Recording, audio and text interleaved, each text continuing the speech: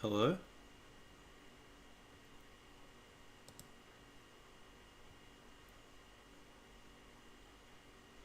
Exit stream. No? Cancel? Can I get something in chat? Can you guys hear me and see me?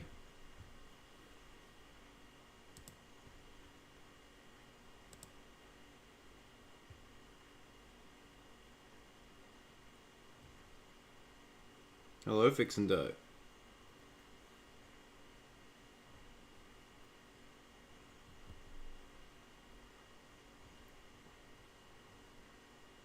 Can you hear me? See me?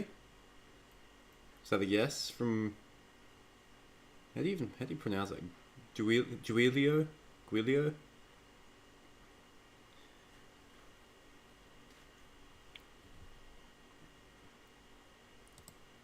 Morning.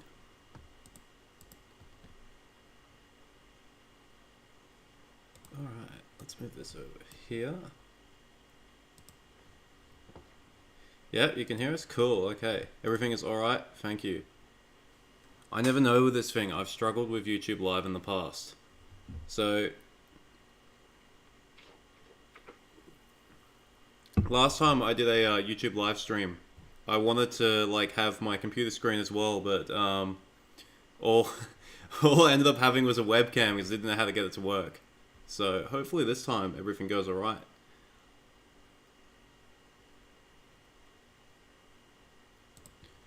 Alright. So, oh, you guys can only see my, you guys aren't looking at the wrong page. Oh wait, yeah you are. No, it's just lagging a bit, right. Okay. Hello, Almeric. Unfortunately, I can't read Cyrillic, so I'm going to assume that's hello. Okay, so welcome everyone. Welcome to my second live stream on this channel.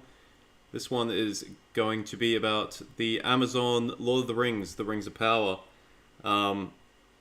As I put in my live post today, there's been a sort of release of images by Vanity Fair.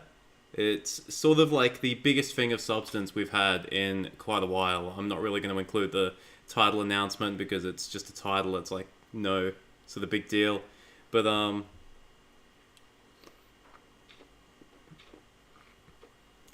sorry, I need the Coke to make sure my throat doesn't die.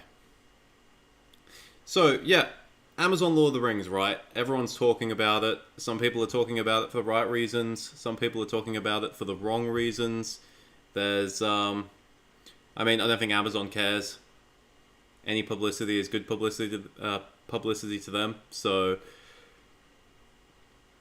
I thought, you know what? I didn't really want to touch Amazon Lord of the Rings, because you know we didn't really know anything about it. I did the one video on it, and I wasn't really planning on doing another one. There was a lot of little leaks and stuff, but there wasn't really like anything major. And then these images dropped, and it's kind of the most we know about the show since it's been announced. Really, like we're getting like bits and pieces. If you can see, I'm on the Lord of the Rings on Prime subreddit. It's probably the best place to look for news and leaks. But, you know, before yesterday, there wasn't a whole load of information, alright? There was a lot of kind of skepticism, anxiety, fear, and there still is, to be fair. But I think just to sort of get your hands on something is a massive step in regards to this show, alright? So I've seen a lot of people's takes on it, and I kind of wanted to put my own take on it as well, because, you know, I think there is a lot to be worried about, but there's also a lot of stuff to maybe be a little bit excited about. Hello Jacob64, and hello Gandalf the White. Thank you for wishing me a speedy recovery. I'm feeling pretty good. So what I wanted to do in this live stream, sorry if I come across as all flustered, I'm much better in scripted videos than I am at live streaming. Who would have thought? So what I'm going to do in this video is I want to go through the Vanity Fair article, and we're going to look at some of the pictures, and I want to talk about some of the pictures and some of the stuff that we have seen in the interviews and in the article itself, and talk about some of the other stuff related to the show, because it's something I'd like to do every now and then, right? So let's take a look. Alright. I think there's a bit of a delay on the on what I'm looking at on the side screen compared to what there is on the stream. And if you see me sweating massively on the webcam, it's because it's really hot in here. Alright, so okay, so this is the first picture we get, and so Galadriel, played by Morfydd Clark, British actress, and it's kind of this is kind of an interesting picture straight up, because like I think when we're used to Galadriel, we're used to like sort of, you know, some we're used to some like otherworldly sort of ethereal kind of figure, and then in this picture she kind of looks like she's like 16 or something, which is quite a you know, it's quite a difference compared to Cate Blanchett's Galadriel. So I think that was the first thing when I clicked on this article. It was the first thing I noticed. It was like, wow, okay, it's like, you know, she looks like she looks less like Galadriel and more like, I don't know, maybe like Finduilas from the First Age, from the Children of Hurin. But anyway, that was my first impressions of that picture. So all right, yeah, Lady of the Lake vibe. And how's it going, Barbosa? Thank you for the support on Patreon, and good to see you in the chat. Okay, so I'm not going to read. You guys have probably read this, and I'm just going to go through kind of like the interesting bits. So blah blah blah. She's a raging sea. We know like that looks like the Galadriel is giving you the come hither look. Yeah, that's nice. I like that one. Okay, so obviously Galadriel's younger, as we know. She's thousands of years younger, and she's as angry and brash as she is clever. She was definitely brash in the First Age. I don't know about angry, but she was definitely brash, and she is certain that evil is looming closer than anyone else realizes. So it's pretty clear, just based off this, is she's going to be probably like the main, one of the 2 or 3 main characters in the show. And I don't think that's really surprising. Then we get this interesting thing. She's struggling for survival on a raft in the storm-swept, sundering seas alongside a mortal castaway named Hal Brand. Not Halbarad, Hal Brand, who is played by Charlie Vickers, who is a new character introduced in the show. Now, I believe there's a picture of that further down, but okay, so just like instantly she's alongside a mortal castaway. Alright, they're taking some liberties already. Kind of weird. Not kind of weird. I'm losing my train of thought a bit. Alright, let's look at this next picture. So this picture's pretty cool, I reckon. It's probably one of the better pictures in the sort of... Probably out of all the pictures that came out, this is one of the better ones. And as you can see, Galadriel, she's got her armor on. She's got a sword. So they're going for that, you know, warrior Galadriel thing that Tolkien sort of wrote about. There were some obscure references, but it's definitely a canon thing that Galadriel was very athletic, and that in some versions of the story she fought alongside the men, and she actually fought in the first kinslaying. So badass Galadriel.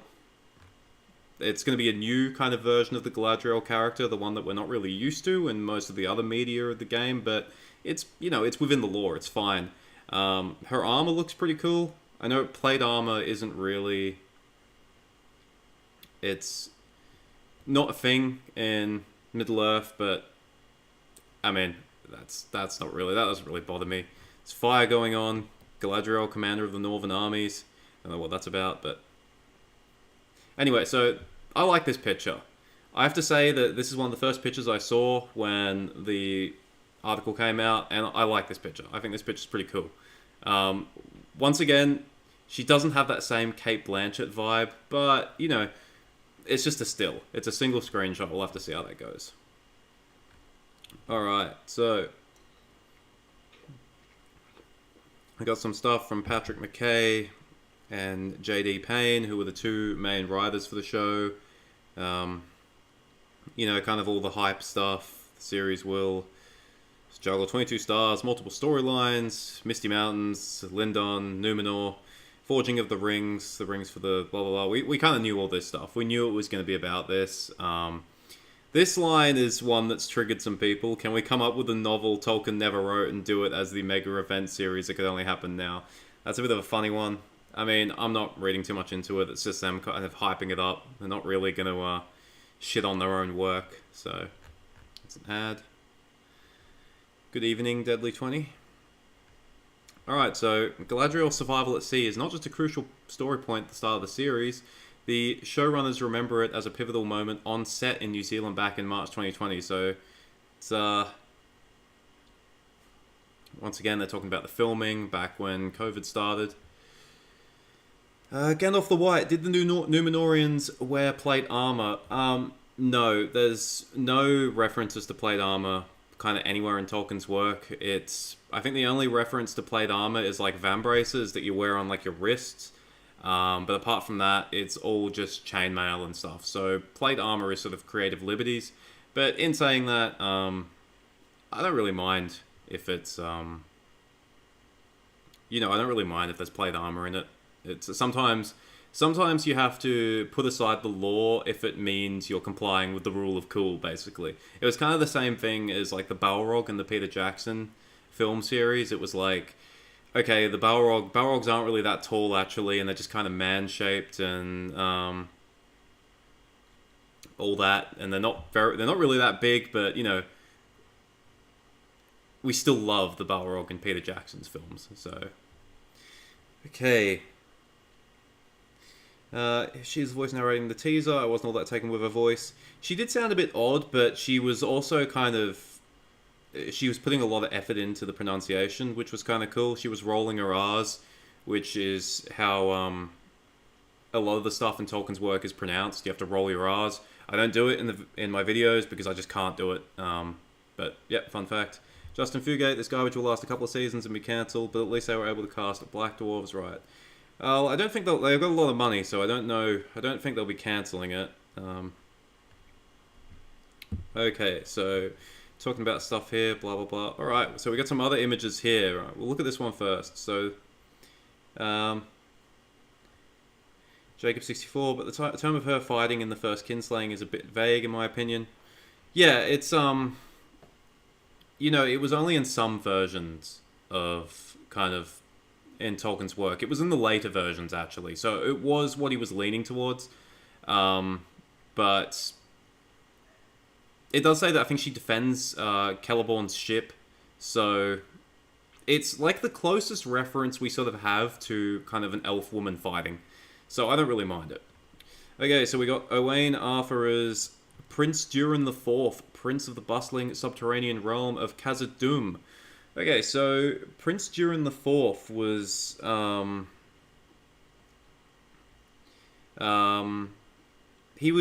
think he was like king around the War of the Last Alliance. So the fact that he's or was he king during?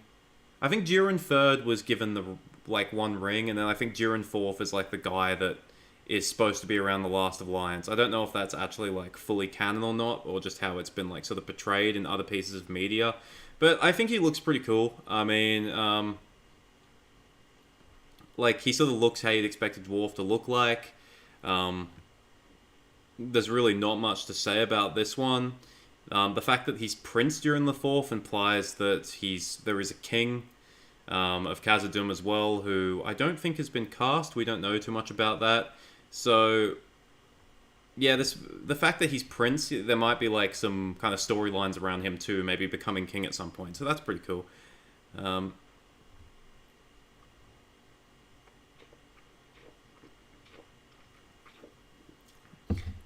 M. Corday, hey man, how's it going?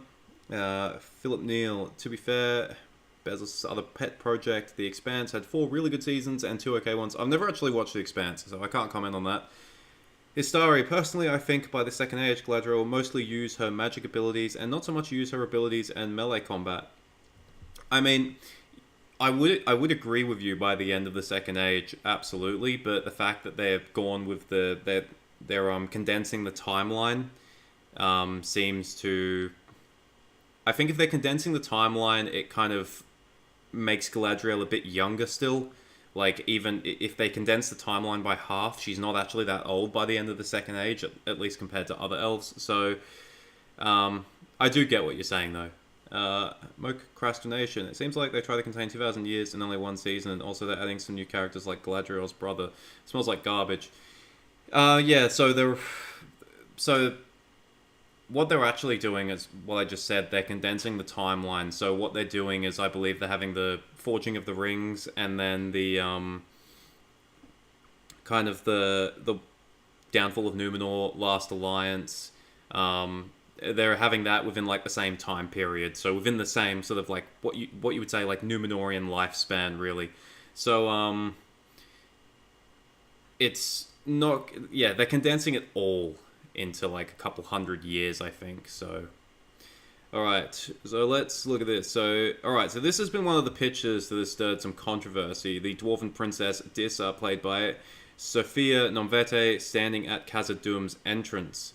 Okay, so one of the biggest controversies about this picture actually was the she doesn't have a beard, but I think it was pointed out that she does have a beard. There's not much of it, but you can sort of see some facial hair, like sort of under her chin.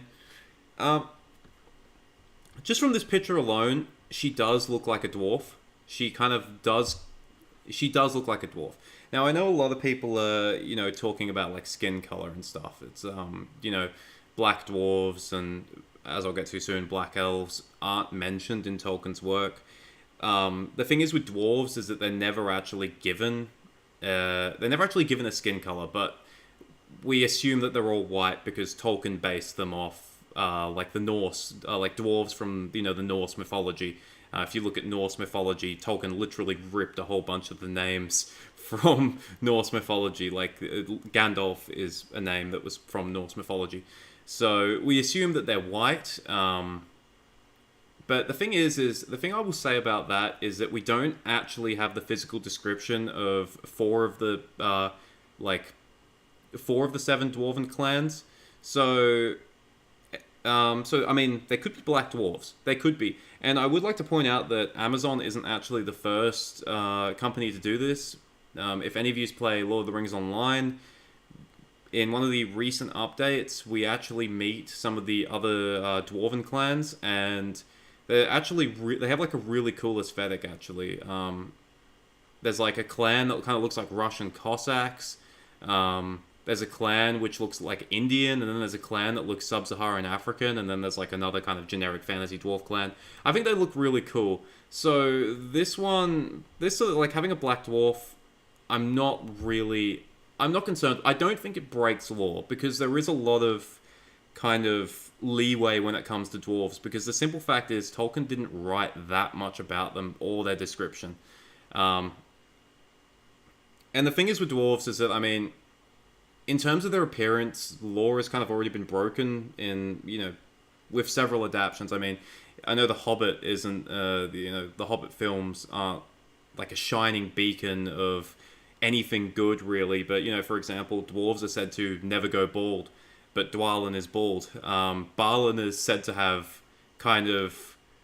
he's said to have a blue beard in the books, but obviously in the films he doesn't have a blue beard. So I think there's a bit of leeway with dwarves. This one, I'm not too worried about. Alright, before we move on to Ishmael Cruz Cordova, I'm going to read some of the comments. So, fuck Nguyen Huang. What is your thought on the Black Elf guy? We'll get there. Der Magnus, that is just identity politics, not Tolkien. I will avoid the bullshit like a plague. I think it remains to be seen with the whole identity politics thing. I'll talk about I'll talk about that more after I get through this. My procrastination, isn't also Isildur making an appearance? Yes, Isildur has been cast. Isildur has been cast, and so is Elendil. The first two seasons were on the Sava channel before it moved to Amazon. That's about Expanse, I believe. The pronunciation wasn't the problem for me. Maybe I am flashing back on Kate Blanchett's depth and strength of voice. Yeah, I mean, I think you do have a point there. Her voice does sound a lot different, and she looks a lot different. I mean, I'm not upset with Morfydd Clark's casting because I haven't seen her act yet. She might be really good. She might have that presence. But just from like pictures and kind of the voiceover alone, it kind of does make you appreciate that Kate Blanchett as Galadriel was it was a fantastic casting. It was like perfect, really. Philip Neal, it's a dwarf that goes swimming with little hairy women, not immersion breaking, but now when I see hairy women, hey, you might. I mean,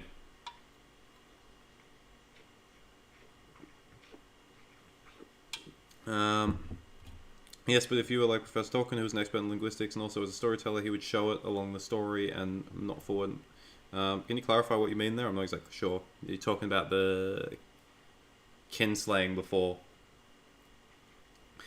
Hoya, hi, what have I missed? Not much. You've missed me stumbling over my words, and we're just getting into the juicy part of the Vanity Fair article. Alright, so let's talk about the Sylvan Elf Arondir, played by Ismael Cruz Cordova, is a character who's been created for the series. Alright, so this is the one that's... this is the character that has stirred a lot of the controversy, and I'm not surprised at all. Not surprised at all. Even more so than the dwarf princess. So...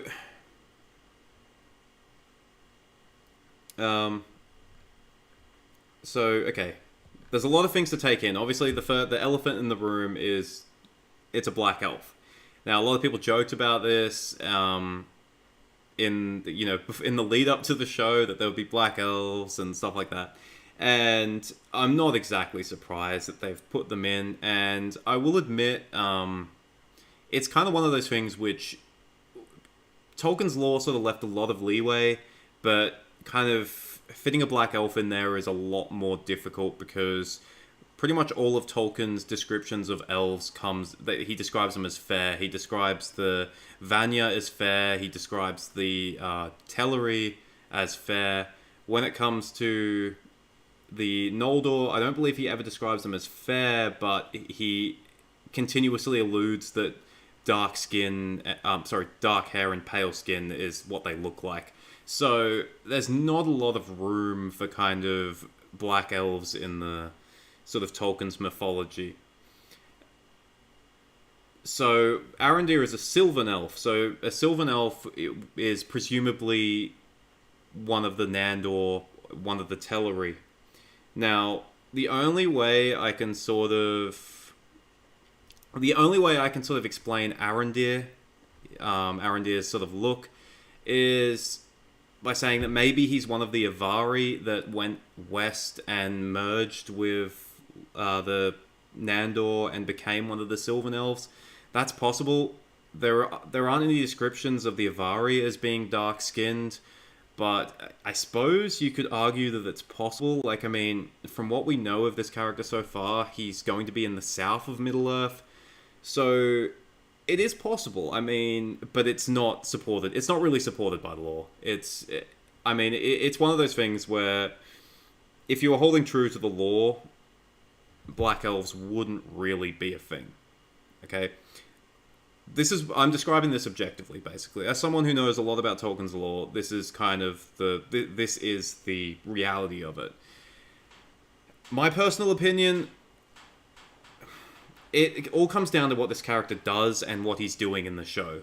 I mean, I have to admit, like, I'm not one that's, when it comes to I'll be straight up. When it comes to kind of skin colors and stuff like this and descriptions, I'm not exactly too phased. I mean, when I haven't watched Wheel of Time, but I saw some of the casting in that, and they made some of like the characters who were white, they made them black.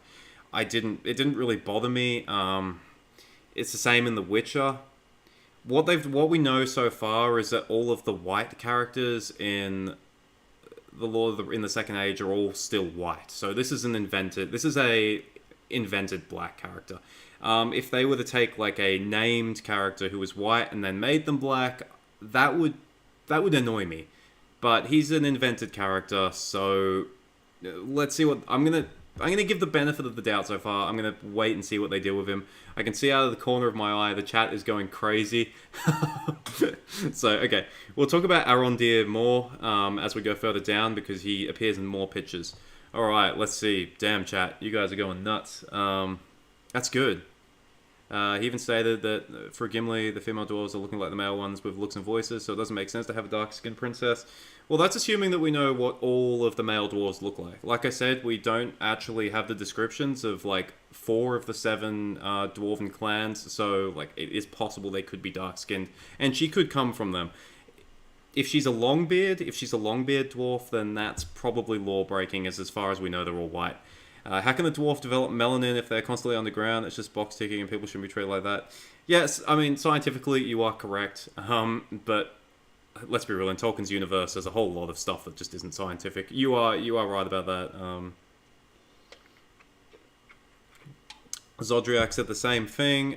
Friendship is magic. Amazon is deliberately trying to stir up anger in the community so that people will fight over it and give them free marketing. This is called outrage marketing. It's very, very sad. I'm not gonna say you're wrong, because I mean it's definitely very possible. I think the fact that in the Vanity Fair article they're showing off a lot of new characters, you would think, like, if you wanted to market this aimed at kind of the, I guess, the core fans of Lord of the Rings, you would show off, like, the named characters that we know about. I'll talk about that later, but I do think you're right there.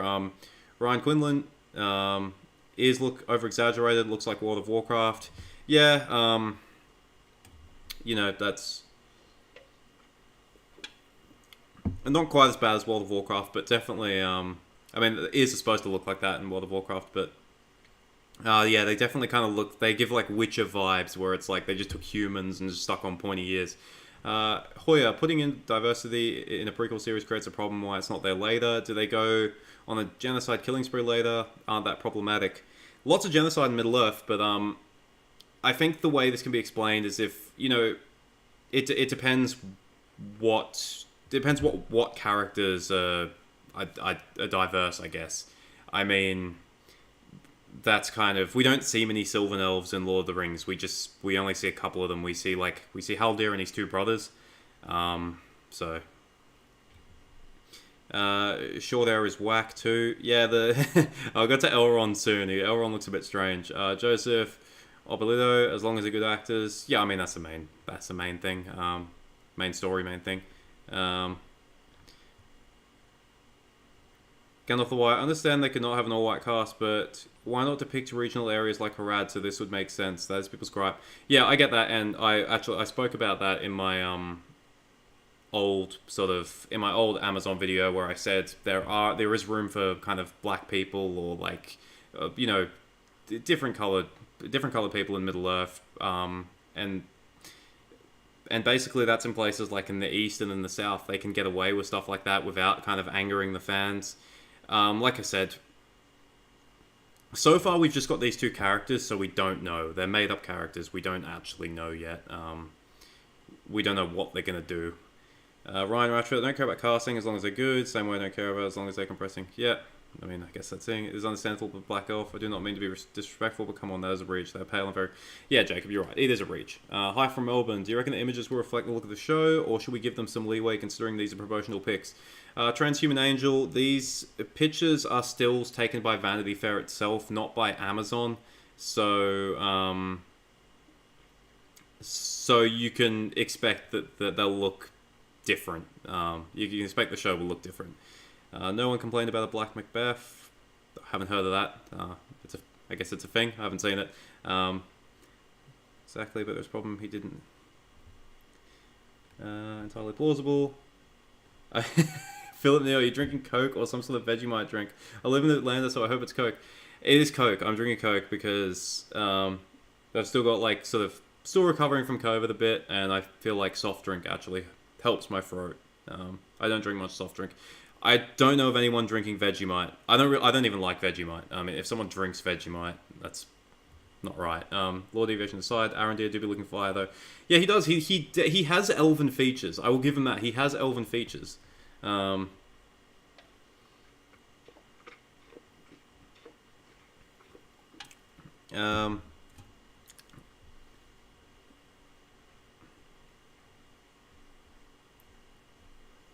Jesus, you guys have comments coming out too quick.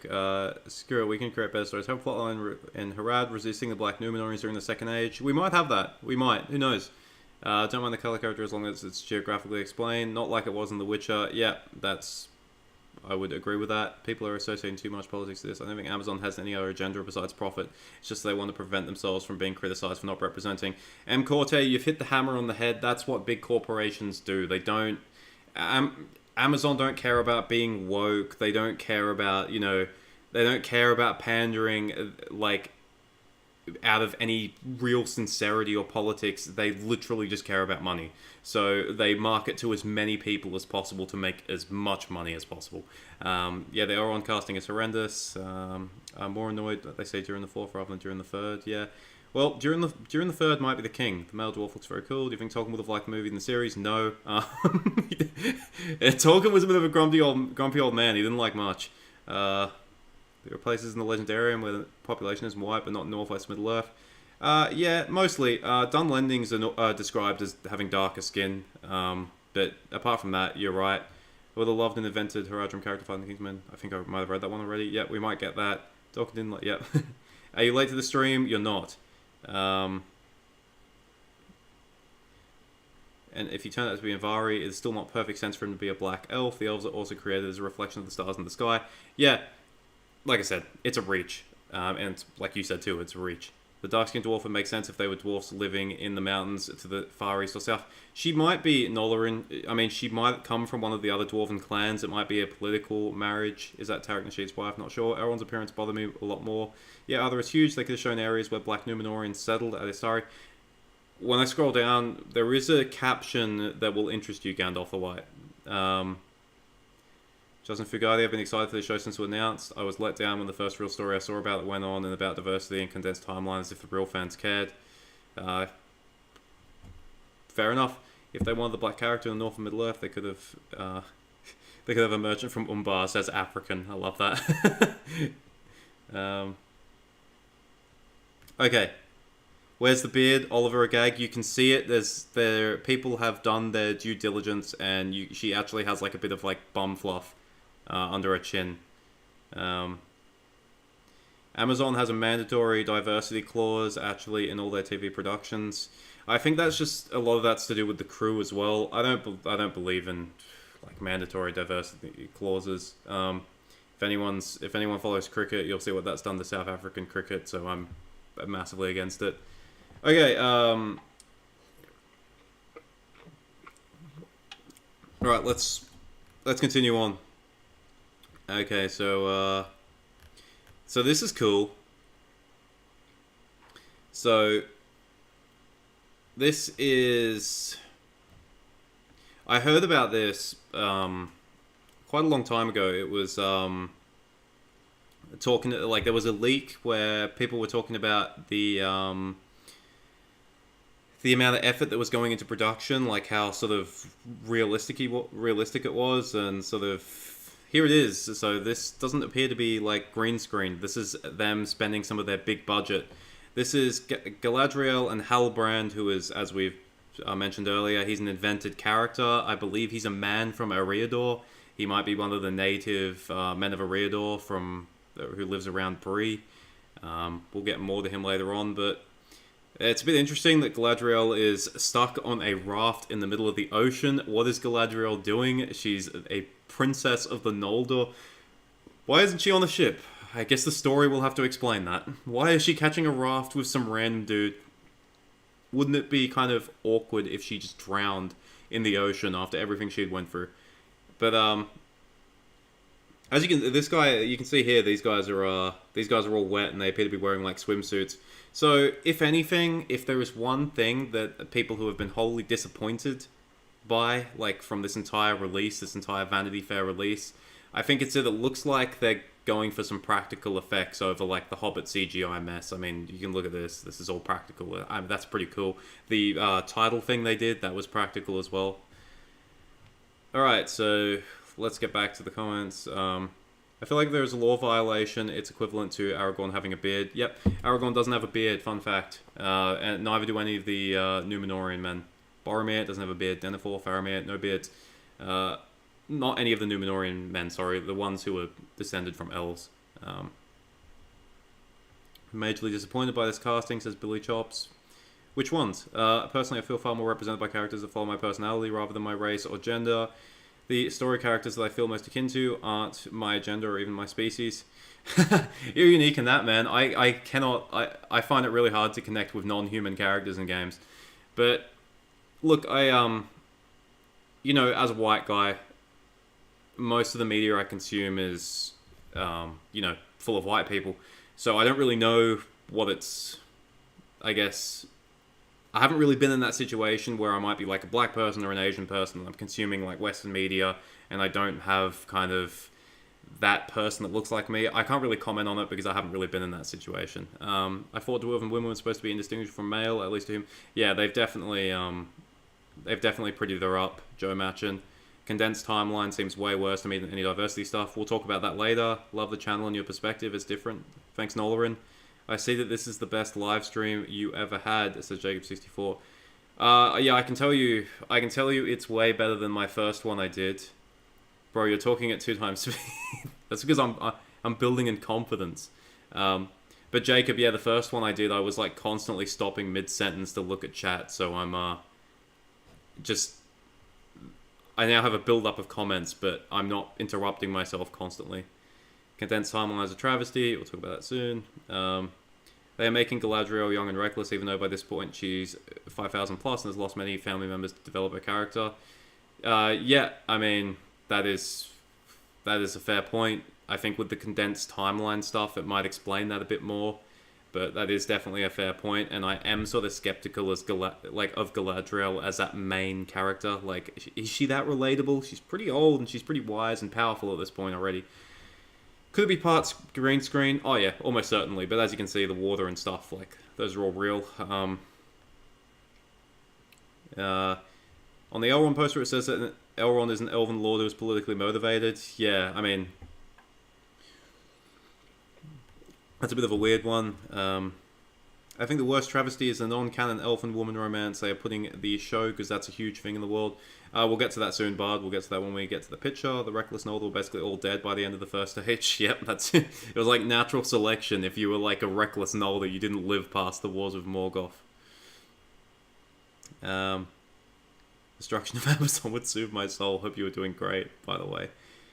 I think we caused a lot of problems, but a lot of people would be very happy. A lot of people. Love the channel. Wish you the best. Thanks, man. Didn't find you.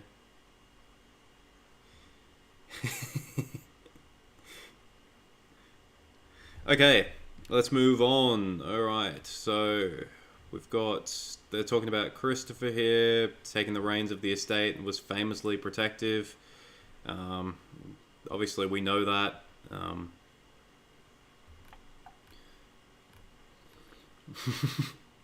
Okay. Alright. Elrond. The half-elf Elrond, Robert Arameo, is a politically ambitious young leader. So Elrond... Now this made me laugh. I mean, I could not help but laugh when I saw pictures of young Elrond, because he kind of looks ridiculous. Like, I have to say it. He just... Like, I don't know, it's... Habsburg Elrond. The thing is it's not so much the short hair, it's kind of the hairstyle as well. I mean, if any of you guys look at Jenny Dolphin's art, she has like some elves who are short haired, but they still look like quite good. Elrond just kind of looks weird. Like, I don't know, he looks like he's in that like awkward phase of growing out his hair. I would know, I've been there a lot. So this is the weirdest casting so far. You might recognize him. He's from Game of Thrones, actually. He plays young Ned Stark.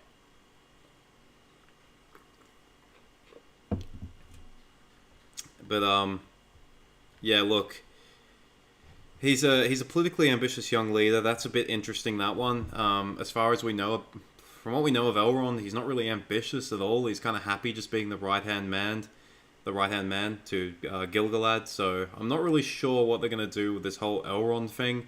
I mean, Elrond's kind of an important. He's kind of important in the Second Age as well. Like, I mean, he's literally the son of one of the greatest heroes to ever exist. So, yeah, I'm not sure what they're gonna go with with Elrond. They could have recast Elrond's actor as well and made him look younger. Nah, Hugo Weaving's past it. He's past it. Inbred looking elves, no thanks. I already hate the show. He looks like the member of an early 2000s failed boy band. Nah, he doesn't. Maybe like a late 2000s or early 2010s. He doesn't have the frosted tips and like the shitty goatee. Recasting Elrond was certainly extremely difficult, but I think they could have done better. Yeah, they had Will Poulter, I believe, as the first Elrond, and he looked a lot more like Hugo Weaving. But we'll have to see how this guy... I mean, from his short stint I saw in Game of Thrones, he was a decent actor, so we'll have to see how that goes. Elrond Quarter Elven.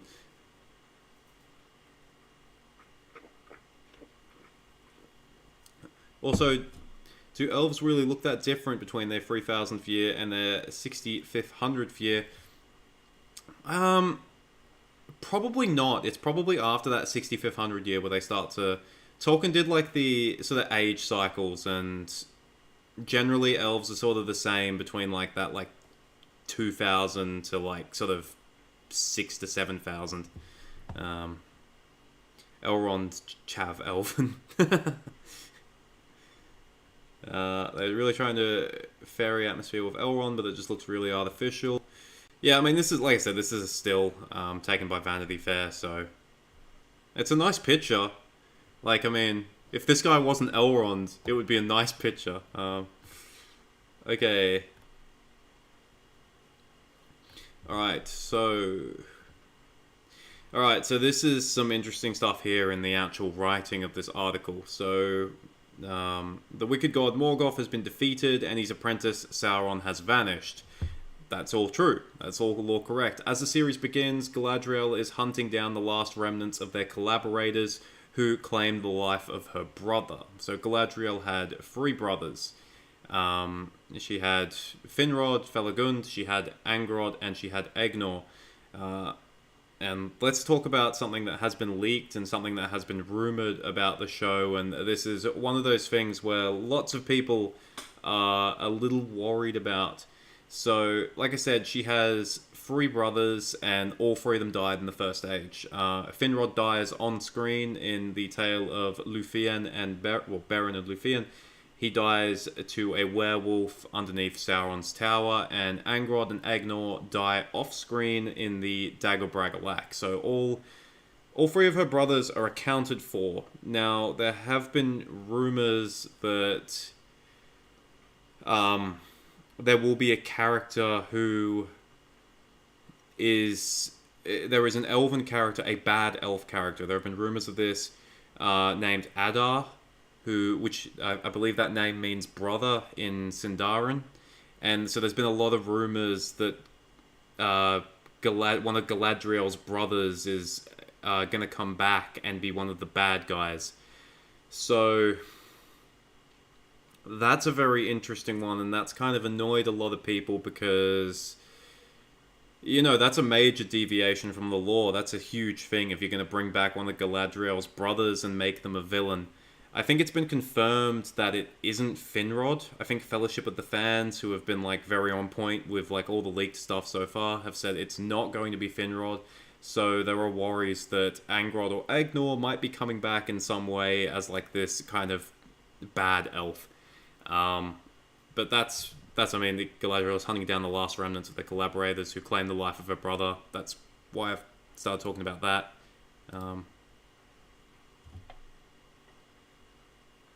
Yeah, transhuman angel's right. It means father, actually. Adar means father. But yeah, so that is kind of that's a worry. And like I said, it's in. I said this at the start of my stream. There's a lot of stuff that's intriguing, but also kind of worrying, and that is one of them. That is definitely one of them. Yeah.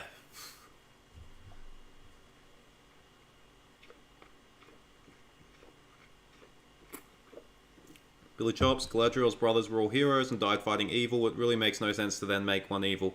Yeah, I mean, there is room for it in the lore in the sense that elves who were captured by Morgoth, if they were then subject to his torment so much, they would essentially find themselves bound to him. So what would happen is even if they escaped his service, they would return to their own lands and sort of find themselves outcasts, and then they would inevitably end up back with Morgoth, sort of as an unwilling servant, like in a cycle of self-hatred. We sort of see that with Gwyndor in the First Age. So it would technically be possible for, say, like someone like Angrod or Agnor to be captured by Morgoth and then being tormented by him to the point where he does sort of become evil. But I mean, the fact that we know they died, so yeah, I mean, it's not lore accurate. So friendship is magic. I would have rather they brought back Maiglin and have him survive his fall rather than making one of Galadriel's family evil. I was thinking about that actually, bringing Maiglin back, having it explain that yeah he survived his fall and then he comes back evil. I mean he already kind of was evil before that. I guess the difference is that Galadriel doesn't have a personal connection to Maiglin. I mean she never met him, and he's not that closely related to her. So yeah, that it's some interesting stuff, and it's a little bit worrying, but we'll have to see.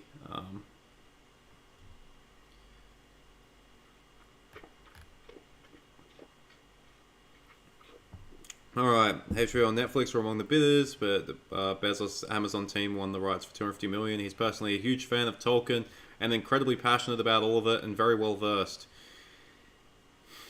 You know, it's funny, if I heard that line about anyone other than Jeff Bezos, I would I'd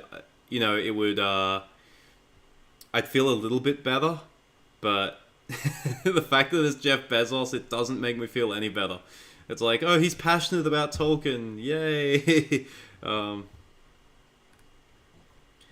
By contrast, Amazon's recent fantasy series Wheel of Time reportedly cost $80 million a season. So if anyone who's watched Wheel of Time and is worried that Lord of the Rings Amazon will have the same production value, the Lord of the Rings of Power budget for the first season alone is going to be that's almost 6 times Wheel of Time's budget. So make you feel a little bit better.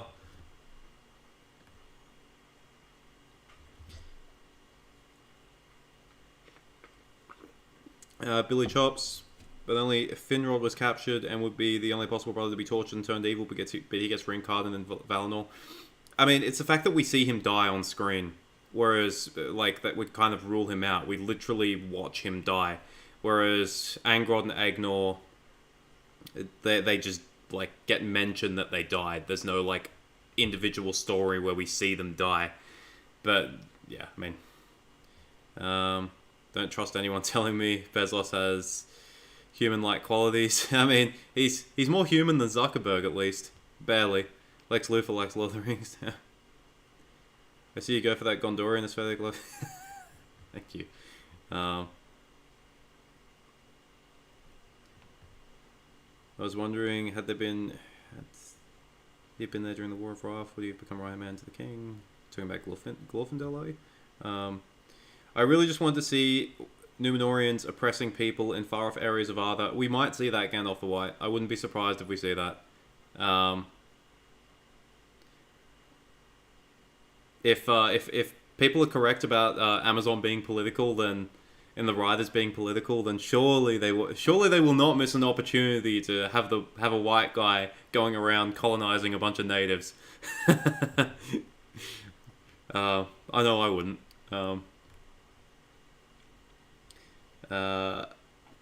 Friendship is magic. I really doubt that Bezos is really a fan of Lord of the Rings, unless, of course, he relates to Smaug's obsession with wealth. Yeah, maybe. I mean, I'm a fan. He's a fan of Lord of the Rings in the same way that he's a fan of Lord of the Rings will bring me money.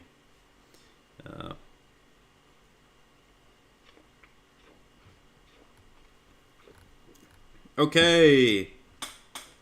This got mentioned earlier in the stream. Has Maddie, except these natives were white-looking middlemen. Not all of them. So obviously they suppressed the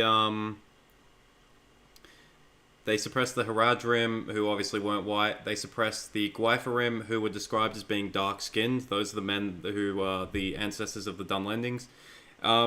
Has anyone in my chat read Tal Elmar? Tal Elmar is the it's one of the stories that Tolkien wrote in the Peoples of Middle-earth. It's like a short story that's very strange. It's a story like from the perspective of a native man of Middle-earth, who then is witness to Númenóreans rocking up, and that's very interesting. It's interesting because the main character in that is white-skinned and blonde-haired, and the rest of the natives in the village are dark-skinned and dark-haired. So he that's a very interesting story. Okay, so let's talk about this. Here we have Bronwyn, played by Nazanin Boniadi, with her forbidden love Arondir, in the village of Tir Harad. Tir Harad. What is... Harad is like just south, isn't it? And Tyr, that's like... What is Tyr in Sindarin? I'd like to know what that means. Is it like...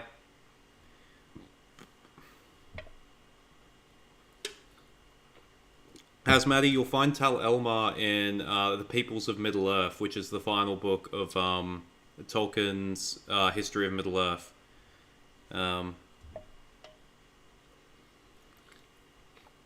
Forward is north, Harad is south. What does Tyr mean, though? I know, like, Tirith God? No. Yeah, so anyway, that would give us a clue, but, so anyway, so this has been another one that's sort of... it does make me think that the outrage marketing might be... You know, there's a very good chance it is true. So the set looks amazing. I love the set. It looks really good. But obviously the two characters in the set is... That's what's making people wonder what's going on here.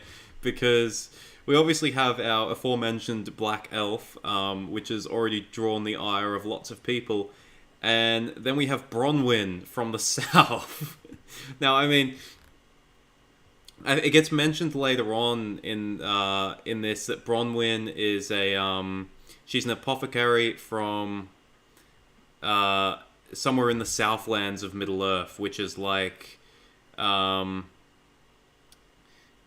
know, that's like south of Harad, basically. And I find this funny because her name is Bronwyn. It's like, Bronwyn's like a what? That's like a Celtic or a Germanic name. And then this, like, chick just lives, like, in the Southlands of Middle-earth. It's like, come on, give her a more exotic name than Bronwyn. Like, you don't have to name her Shaka Zulu, but, like, Bronwyn? Really? Bronwyn? But, forbidden love between our Sylvan Elf, Arondir, and Bronwyn has obviously kind of annoyed a lot of people, too, because Elf and man love is a rare occurrence in Tolkien's writings. We have three main marriages. We have who was it? Beren and Luthien, Turin and Idril, and Arwen and Aragorn. And then we have the third one between Imrasor the Numenor. The fourth one between Imrasor the Númenórean and Mithrelas, who is a Sylvan Elf from Lothlorien. And then there's a few other cases of elves and men sort of loving each other, but nothing ever happened. I mean, Finduilas obviously loved Turin, and Andref loved Angrod, I think, which is one of Galadriel's brothers. So it was rare, but it did happen. So it's not exactly against the law to have, a Sylvan Elf have his forbidden love as a woman, a mannish woman.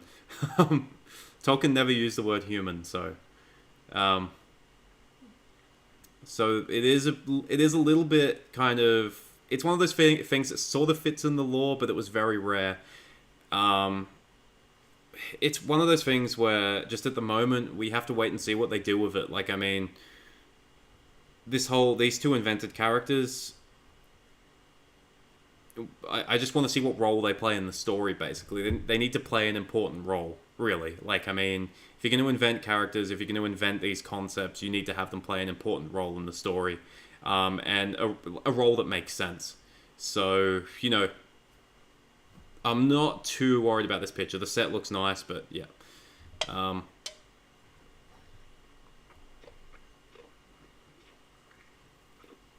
all right, what have we got? Say Garapin, I appreciate token African elf and dwarf in this European lore about as much as I would appreciate Lily White 6'5" vibranium axe wielding Varangian Viking from Wakanda. That would be pretty funny. I mean, it depends if they're from the Westlands of Middle Earth. They could be from the African or Asian part of Middle Earth. Gandalf the White, they are 100% milking the outrage YouTube community like that Quartering guy and Doomcuck. I haven't watched any of them. The skin color doesn't really matter. I just don't know why they can't get the hair right. Yeah, look, that's one of the weird things. Him just having like a sort of like buzz cut. Like, it is a little bit strange. I guess it's just we're so used to kind of elves having like this long flowing hair that suddenly short-haired elves, kind of it just looks really weird. Like I said, he has like elven facial features. He has like that sort of like angular, sort of like otherworldly looking features and eyes. But yeah, it's a little bit odd. It's Andref and Agnor, was it? Not Angrod? Okay.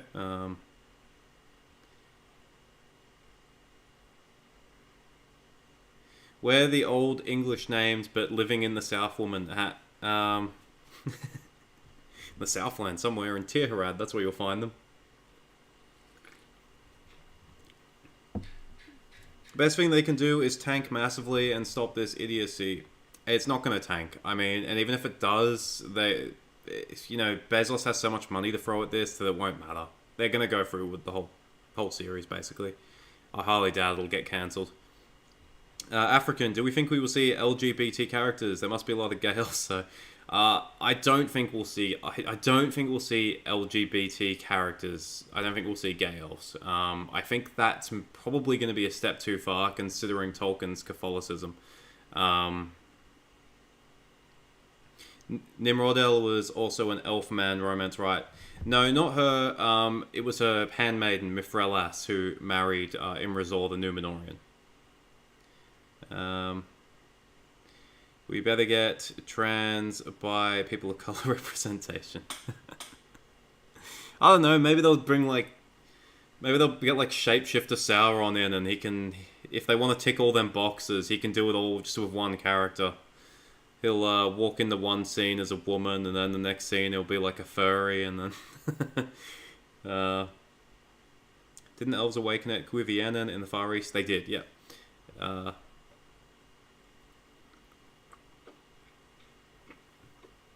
Istari, do elves ever get head lice? I don't know. I don't know if head lice exist in Middle-earth.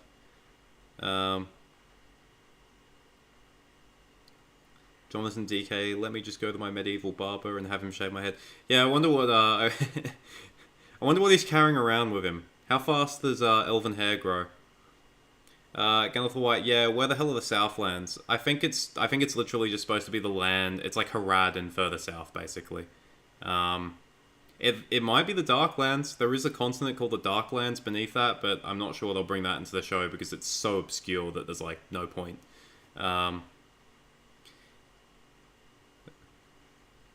They just had to make a slice of life TV show set in the Shire. Everybody happy. I wouldn't be happy. Mydros in many depiction has medium hair, which is way short for elves and doesn't look bad. It's just that the buzz cut seems really impossible by technical technology standpoint. I mean, it was a thing in Roman times. Like Roman soldiers, I believe, had it done. So, I mean, it's one of those things. It's if you look at Arondir and you're thinking like, man, when does he cut his hair? Just think about it with these shows and think about it with all the stories that you've read and stuff. It's like characters have to go to the toilet, and they don't write that in. So it's just one of those things you're supposed to ignore.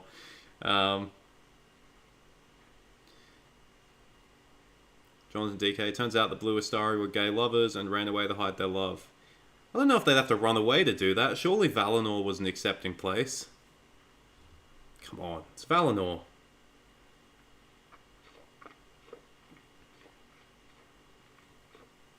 Human 100, Sauron seduces Bjorn. Sure, why not? Hasmati, will Sauron be featured in the show? Presumably yes, but he hasn't been cast yet, as far as I know. Everyone thought that... I forgot the guy's name. Joseph Mole. Everyone thought he was going to play Anatar, which is Sauron. But it turns out, I believe he's been cast as Adar, which is like the evil elf character or whatever. So... yeah, I mean... he hasn't been cast yet, as far as we know.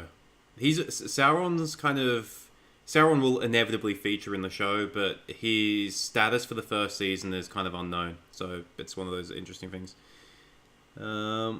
Yeah, they just need to make sure Sauron does all those things before the fall of Numenor. Yep, he can't become a furry after the fall of Numenor.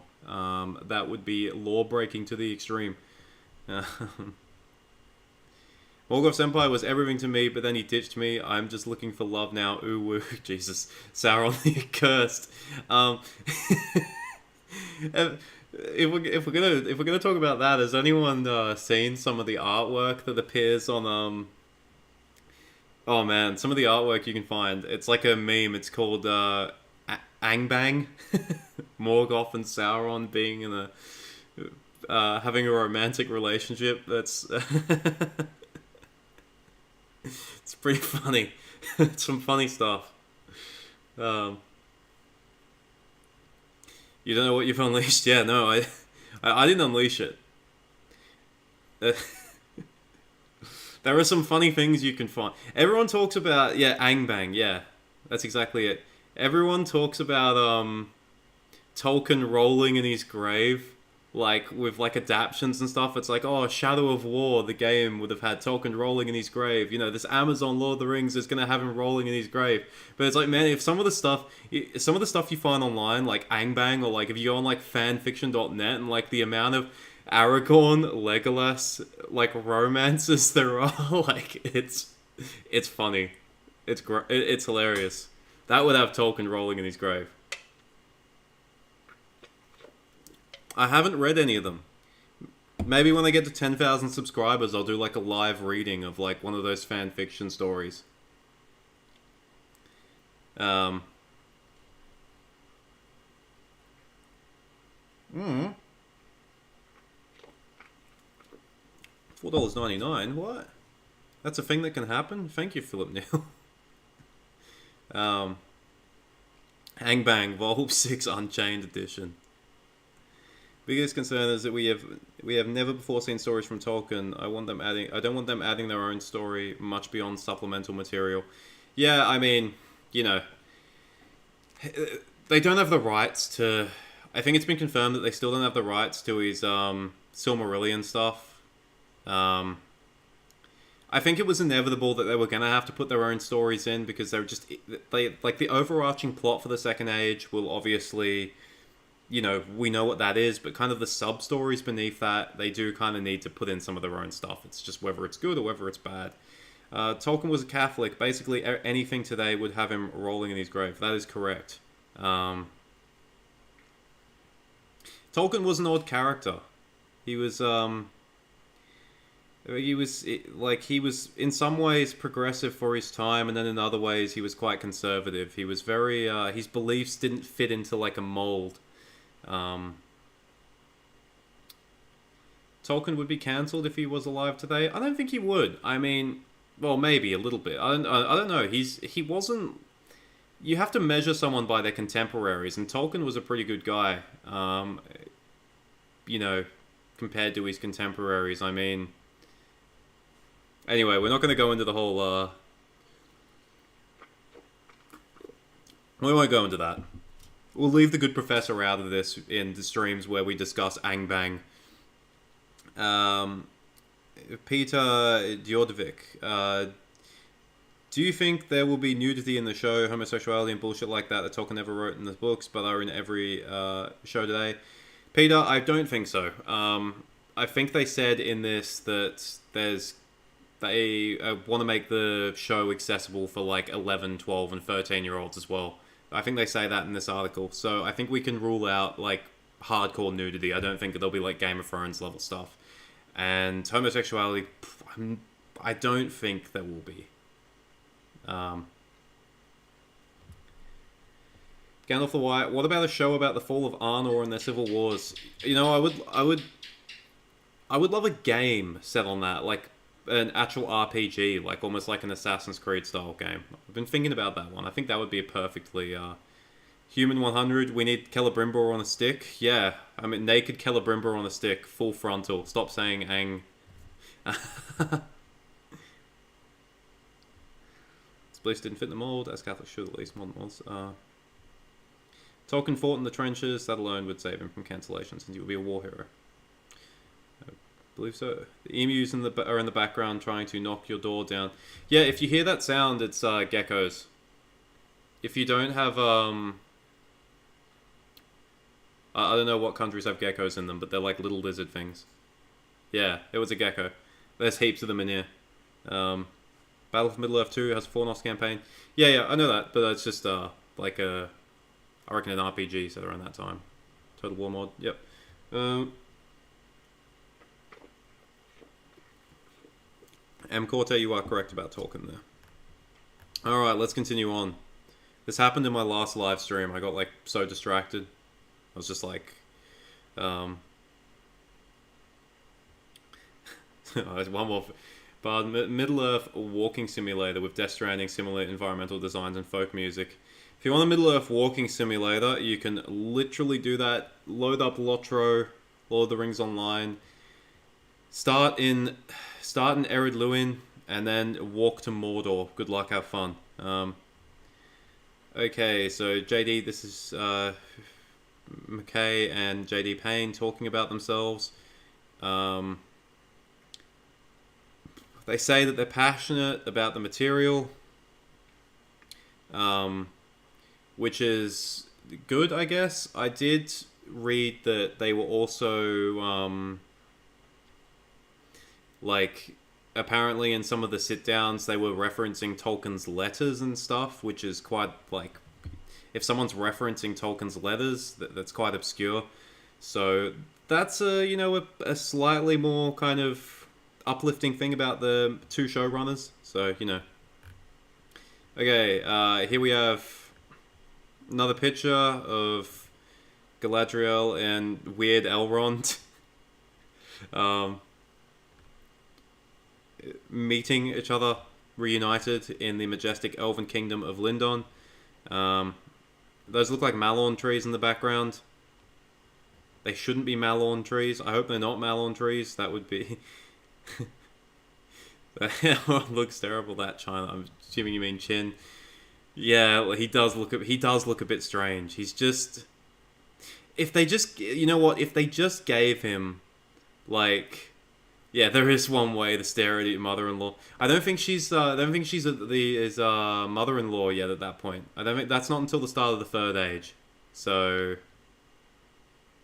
Oh wait, no. I'm thinking of the birth of the kids. I don't know when they married. When did Celebrian and Elrond marry? I'm not sure. I don't know if she's going to be in the show. Yeah, he is. They should have just given him like normal kind of long hair, like for an elf, because it would have kind of distracted from. Yeah, he's a bit odd. He's just a little bit odd looking. The Third Age, yeah. Okay. J.A. Bayona is working on this, and so is Brian Cogman, who worked on a lot of the Game of Thrones episodes. Here we have Bronwyn is a single mother and a healer, seen here in her apothecary in Middle-earth Southlands. That was what I was talking about when I was like talking about her living in the Southlands. That's where it's mentioned here in this article in the caption here. The set looks nice. I mean, it looks kind of what you would expect in, I guess, the Southlands. Like, it looks kind of primitive. So that's all cool. Like I said, it's just, is she gonna like, what role does this Bronwyn play in the story? That's kind of the thing that's the question we got to ask, basically. You know, to have like a random single mother healer living in the Southlands of Middle Earth, she's got to somehow fit in. This character doesn't convince me, not the costume, etc. Set awesome. Single mother, soap opera level, yeah. See, Amazon's appealing to, they're appealing to the single mothers. They want that single mother audience. Tolga Khan Tuthin, maybe Southlands means Gondor or Enedwaith for them. I don't think so. I like maybe a bit south of Gondor.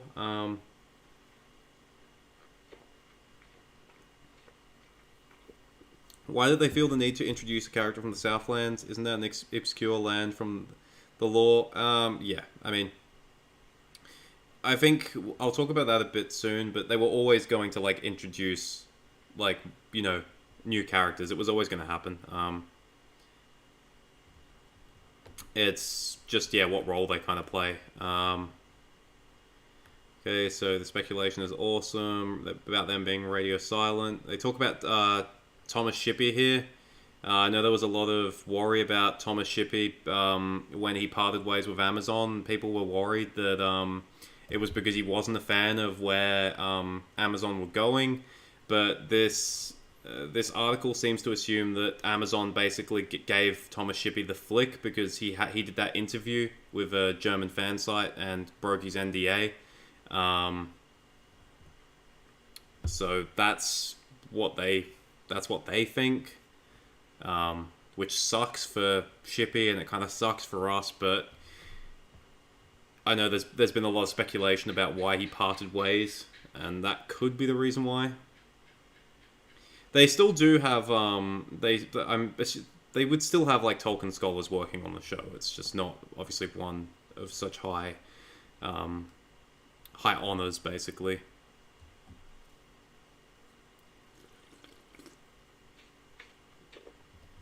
Basing on Elrond's look, hope he'll only be a side character. Oh, the worst possible outcome, eh? Could you imagine? With Elrond, who is one of the main characters of the Second Age, we just don't want him in the show because he just looks ridiculous. It's like, every time he comes on screen, it's like, no, not Elrond.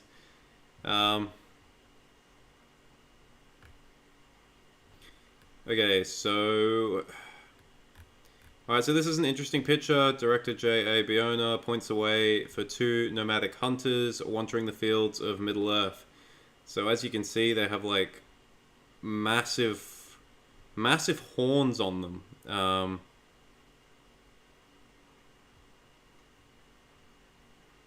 If some of you guys are getting message retracted, I'm not sure what's going on there. I don't know if there's like an auto mod thing.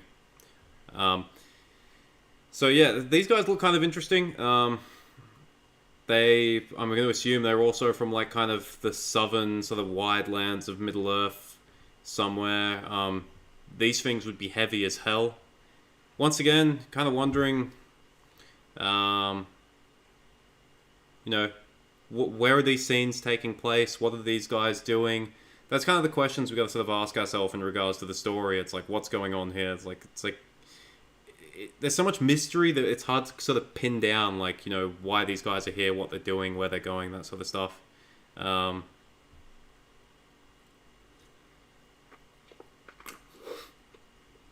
Machin. I was there, Gandalf. I was there 4,000 years ago, and my chin was as big as your beard.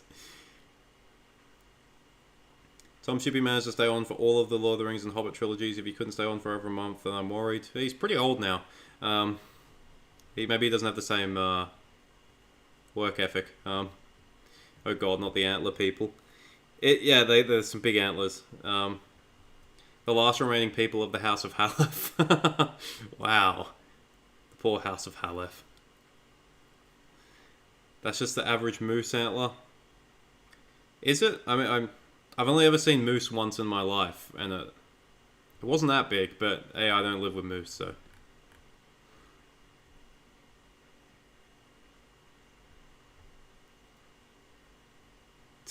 Balrogs. Balrog horns. Let's just say I'm not a moose. That's a good one. Well done. Philip Neal, that's a joke.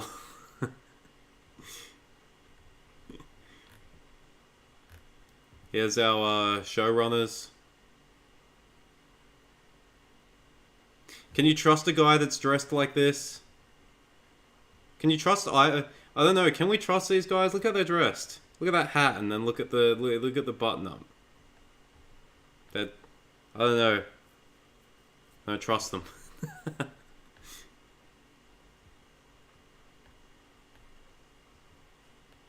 Okay, so this will be interesting for people. So will there be Westerosi levels of violence and sex in Amazon's Middle-earth?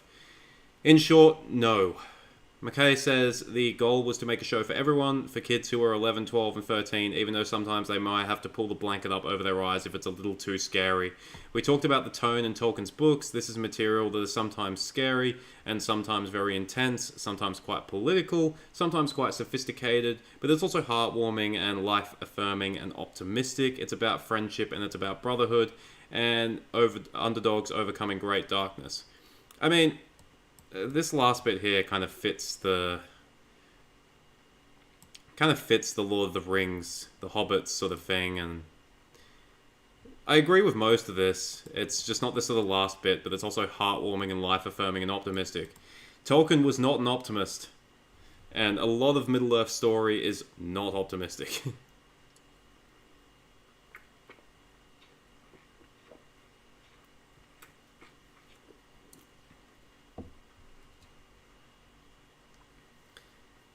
Not sure if anyone answered this, but Tyr, as a name in Sindarin, means glance, view, looking. Okay, so it could be like southern view.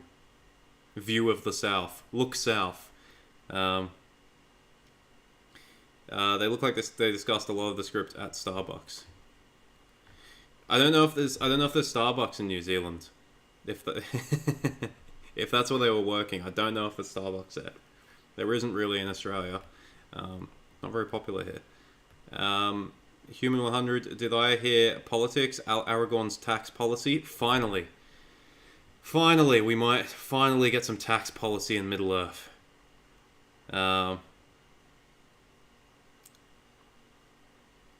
Second Age is like that, really? Yeah, that's what I mean. I think like I said, yeah, this part is intense, quite political, quite sophisticated. The Second Age is definitely a lot more like that, but yeah. It's definitely not optimistic, that's for certain. How do you say Starbucks in Sindarin? I think you have the right to make that up.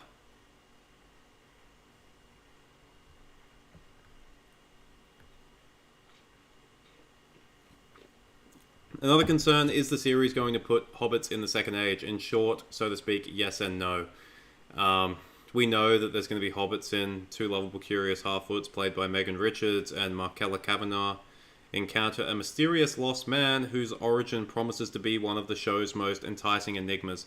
Now, I don't give a shit about hobbits in the show. Like, I don't really want hobbits in the show, but if they're going to be in the show, then whatever. But this last kind of line is the most intriguing to me. They encounter a mysterious lost man whose origin promises to be one of the show's most enticing enigmas. We've heard stuff about there being like a meteor man. That's the name of one of the characters, the Meteor Man. We're not sure who he is or what he does, but that is a thing that exists in the show. How can Aragorn have a tax policy when he won't be born for thousands of years? Well, maybe we'll know Numenor's tax policy, and maybe we can logically assume that Aragorn would adopt the same one. Maybe.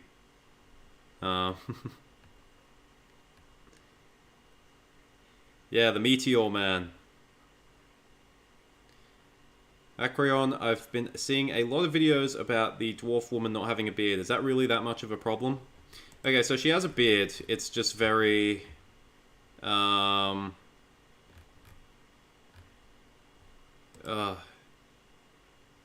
I'll see if I can find it. Yeah, here.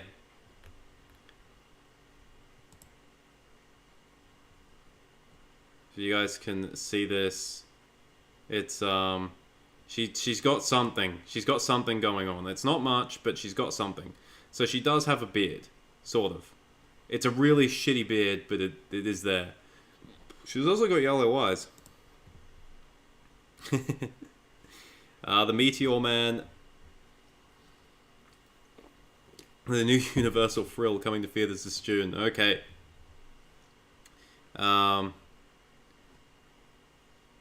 Okay, so this is a line that's pissed people off, I guess.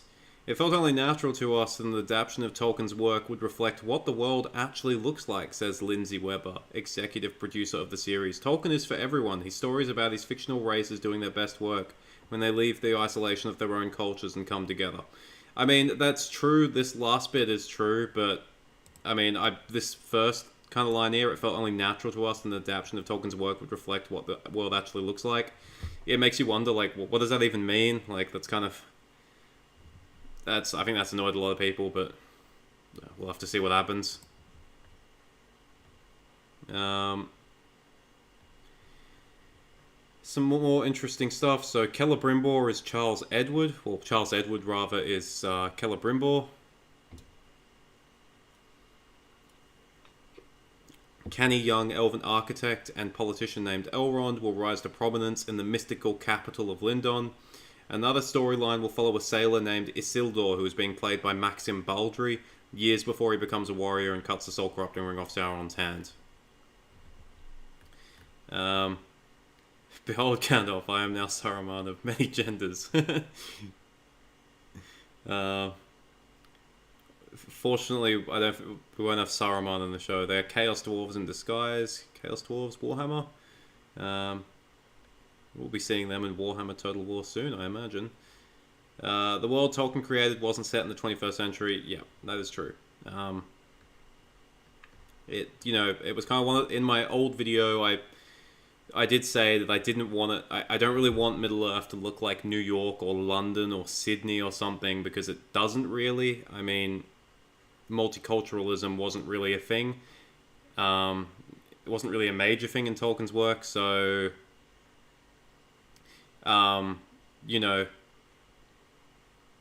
if they were going to have like multicultural characters, then I think they need to have origins and they need to come from areas other than, the Westlands and Middle Earth, basically. Are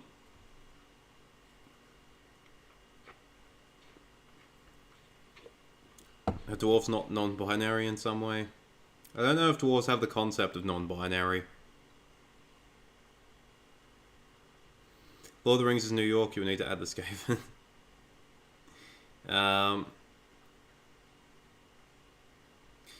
Joe Machin, it does look like it's going to be multicultural, and it feels like a push to make it fit within a standard modern mold. Yeah, it is one of the things I'm worried about, unfortunately. But, we'll have to see what happens. So, this is Hal Brand. He is, I presume, a man of Eriador. His shirt looks kind of odd here. I don't know where he is here, but I'm guessing it might be Numenor. This guy's been invented for the show. I don't know what role he'll play in the show, but apparently he's a fugitive from his own past. So another character they've invented. Have to see where they go with that. Speaking of Sauron, the villain's presence is a major factor throughout the Second Age, culminating in his resurrection as a tyrant. As the show begins, there are only hints of the danger to come.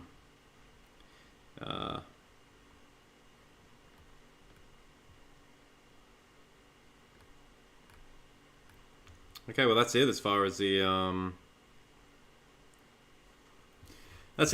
Vanity Fair article goes.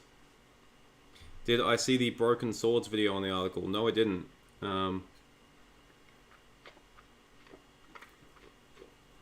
Okay, so let's read some of the comments, and then I'm going to go look at some of the other stuff on the Lord of the Rings Prime subreddit that's appeared. We'll talk a bit more. There's still some more things to talk about. How old was Keller Brimble in the Second Age? Because Charles Edwards isn't young and doesn't look young. So Keller Brimble would be... He'd be about the same age as Galadriel, I assume. He was born in Valinor, so... He's not like Círdan old, but he's not young either.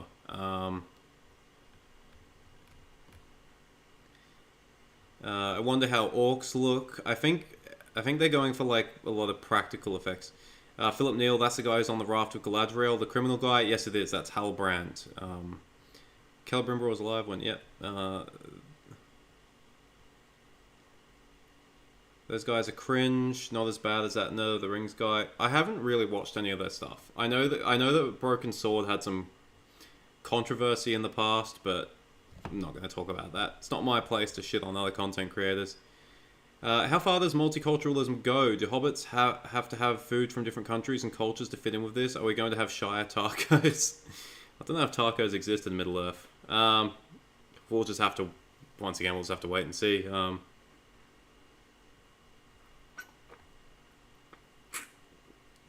He called people who were skeptical of it racist. Was that what the Broken Sword said?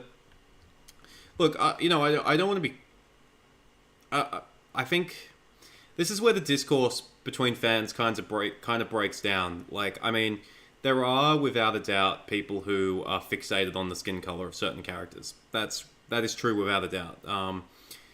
And, you know, I don't think the right path isn't just to call anyone a racist who disagrees with the casting or disagrees with all that stuff. I think there is a middle ground that we can sort of come together and sort of... you know, we can have reasonable discourse on that sort of middle ground. If people... I explained earlier earlier when I was going through this, I said I don't really care that much about, black elves, and I think there was a way you can have black dwarves in the show and it isn't exactly law-breaking. If someone is looking at this and, they're not a fan of it, it doesn't instantly make them a racist. There are other things where if you go deeper, then it would make them a racist, but not being a fan of the casting alone doesn't make you a racist. I mean, if some people just really want the law to be followed, and, and I think for good reason, people are worried about, this whole... the whole woke sort of thing, like, where everything has to be multicultural and diverse, and people do feel like, Tolkien's work should be sort of exempt from that, because it was sort of, he did write it as sort of a mythology for, Anglo-Saxon England, basically.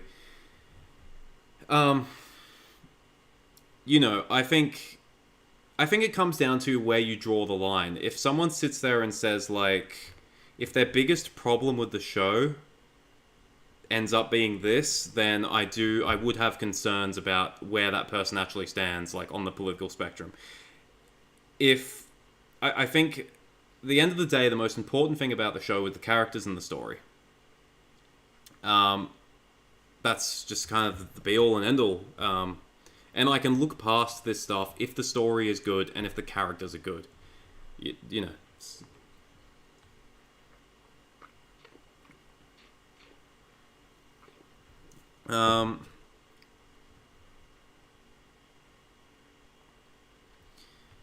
Let's read some of this. Sean the DK. We should all remember that our sensitivities about the show arise from our love for the material, and I think we should give the show a chance, for it does contain the material we love. I think that's a fair enough approach. To reflect any criticism you receive, just call them racist. That's how you deal with that nowadays.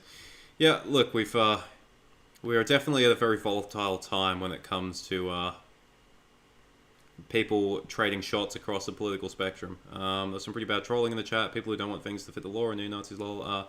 People were ripping on him in the comments. Discord with 9+. I see a man of culture. I think, yeah, that's my... I think that's my old Discord on Lord of the Rings Online, one of the old guilds I'm a part of, and I'm not really active anymore. Already unsubbed to them, but that's my business. The whole setting is based off British, Scandinavian, and other European mythologies. The cast should reflect that. No, the Rings guy, I'm convinced, is being paid by Amazon. It's like casting Chinese and European characters in the setting of Wakanda. Yeah, I honestly wouldn't doubt that. Multiculturalism is fine if you're trying to tell a story set in the modern day. Doctor Who, for example, can have diversity in it, but Middle-earth is not applicable to that. I'm just going to wait to see what people will say when it releases, then maybe I will watch it myself. Seriously though, has that been one can of Coke? Philip Neal, this has been one can of Coke. And it's still like this, it's still a third full. I'm not that much of a fiend. I'm not like a... Damn, this is like, I could not imagine going through like 3 of these things and like... Racist fans are already being blamed for the poor reception of these picks. It's a classic corporate move to dismiss criticism by lumping it with the phobes.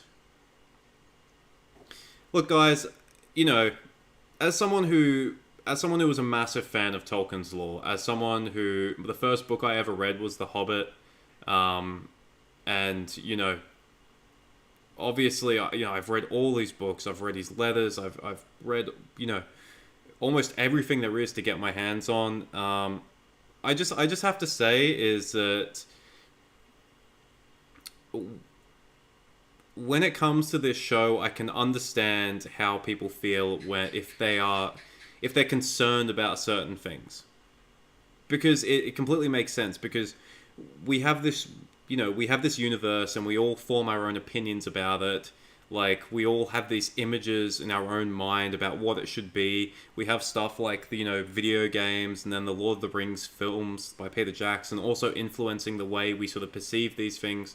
So then when we get, you know, when we have to confront things like this, where it's like, you know, all of a sudden, wow, black dwarves are black elves, I can totally understand why people I can understand why people might be outraged. I can totally get that. I really do understand, because if you're a diehard fan of something, you have this image in your mind, and if that image gets shattered, then you're like, well, you know, where does that leave you?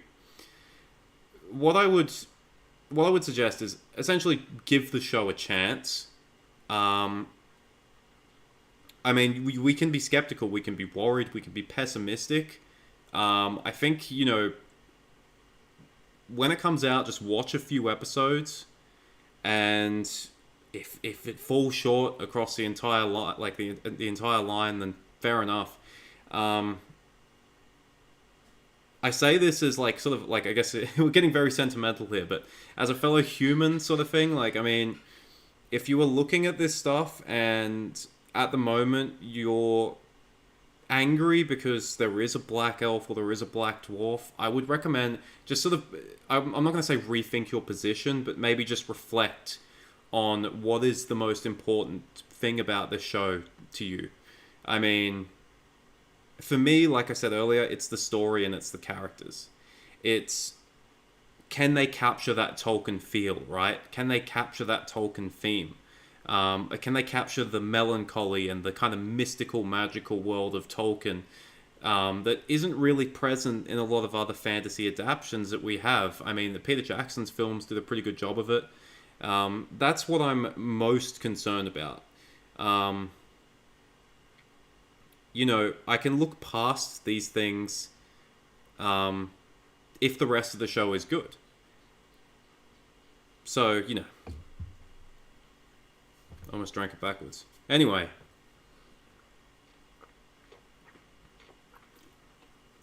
I would like to point out to people who are worried about the diversity of the cast, and I covered this in my older video, is that most of the cast is white. I think the main characters the main characters who had been cast in the first 2 seasons, there was around 40 actors, and I believe the number was like 85% of them are white or white passing. So the show is still going to be majority white actors. Like, I mean,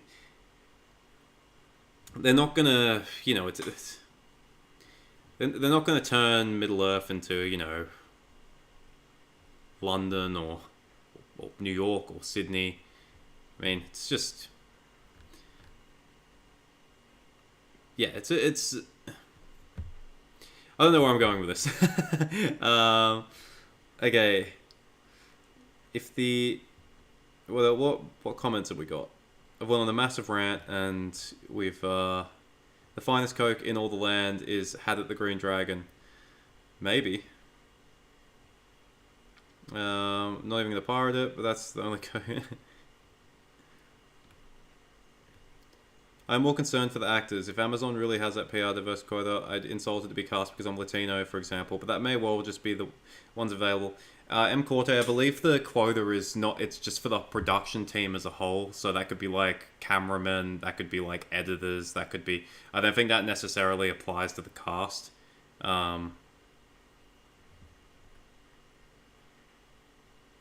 As Maddie, but that's just the majority of actors. That doesn't say anything about all the background characters we will see. That is true, but, you know... Look, I will say that when I watched The Witcher, for example, like... It was a little immersion breaking at first in a way when, like, I saw those, like, first kind of black actors in the show. It was a little bit immersion breaking. It kind of did snap me out of it for a moment, but now, like, kind of, you know, the second season obviously hasn't been received as well, but now it's kind of like, I don't really even know this. So, background characters, I mean... Anyway, so we've got... There were some other pictures that that came out.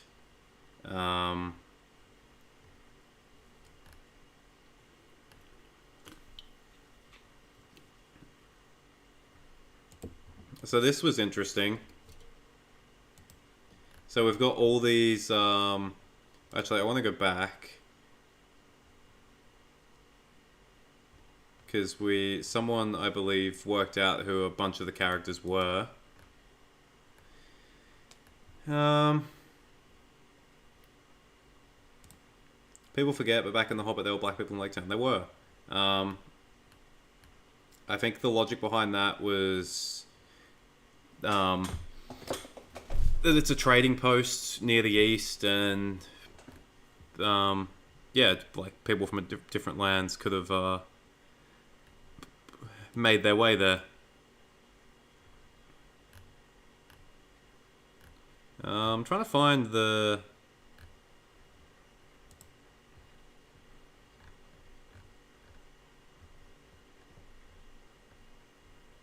Someone put a post up where they worked out the majority of the characters, who they would be.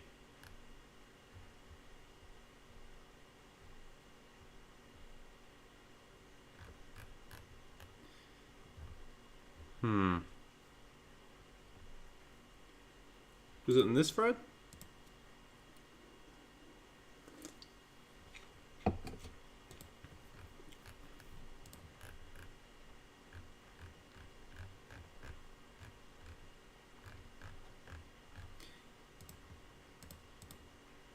Sorry guys, I'm trying to find this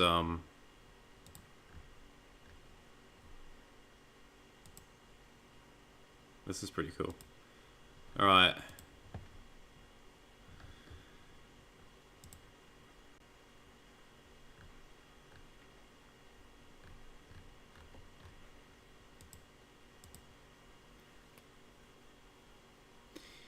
Friendship is magic. Yeah, I agree with that. That rune sort of better reflects sort of like maybe like Central Asia, or the Middle East.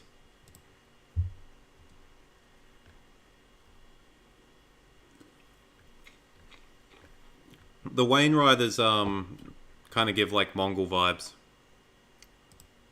What do you think your next lore-based video will be? I'm not sure. I'm not sure. You should see the amount of abandoned scripts I have. Like, I think that I want to do something, and then I sort of get halfway through the script, and then, I don't want to do it. Like, it's my favorite part of,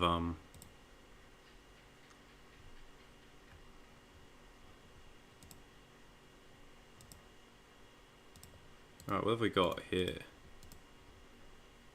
Alright, so here's some of the confirmed roles that, well, seemingly confirmed. So we've got Joseph Maul here is playing as Adar in Lord of the Rings. So this is apparently the evil elf character, and as you can see, his armor looks pretty cool here. We'll take another look at it here.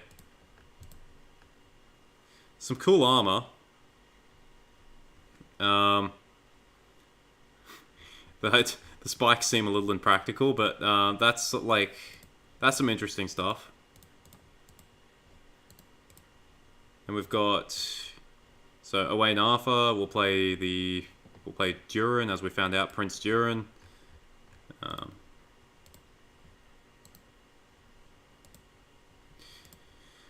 Shomashin, wait, that's not Sauron's hand. No, apparently not. It's apparently Adar, who was the character that we were discussing earlier, the evil elf guy. Morfred Clark as Galadriel, we knew that one.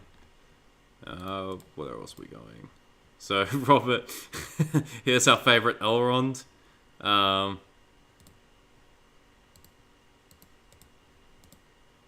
So this is Sophia Nomvede as the Dwarf Queen, Princess.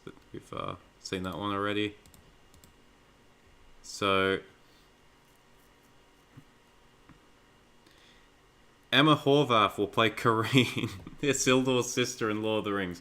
I hope this is a code name still. I don't think it is at this point. I think it's her actual name, but I hope it's like pronounced Karenay or something. Because Corrine is not a Middle-earth sounding name. Like, come on. That's such a simple, thing. Like, it's less Middle-earth sounding than Bronwyn. Like, I hope it's Karenay, not, even Karenay sounds weird. It's too close to Karen. Morvith is pronounced like Morvith. Well, there you go. Thank you. It's Welsh, isn't it? But yeah, this is, the name is just... it's like... Gotta have a better name than that. Come on. The famous armor, Force in the Deep Mines of Edgelord. Yep, that's it. Who else we got? Oh, we've already done that one. Charles Edward will reportedly play Keller Brimble, as we've worked out.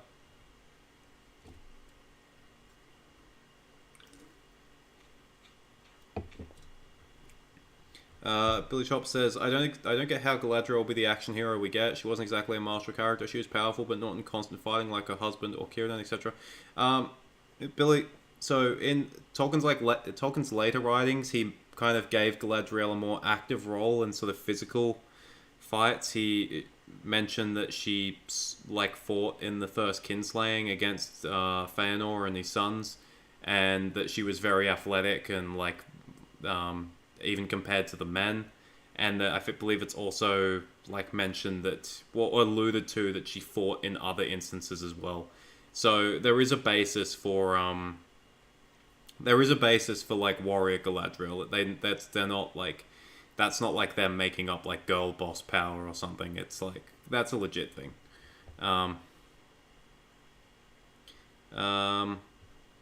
So yeah, that's our Keller Brimble.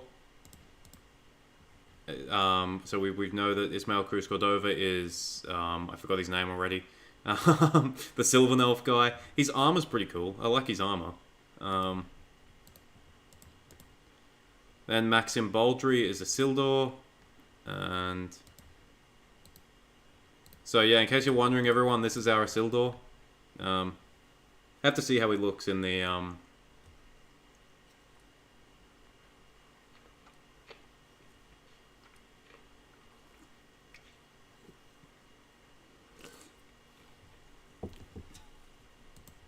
So, yep, Isildur's Sarah Sildore, and I believe there was also Benjamin Walker will portray Gil-galad.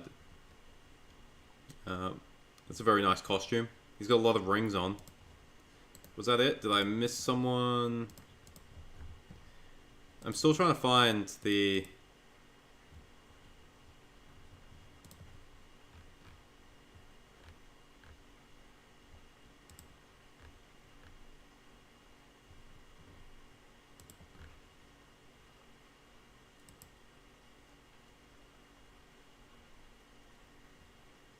The ears throwing me off, but not as much as Elrond's chin, yeah.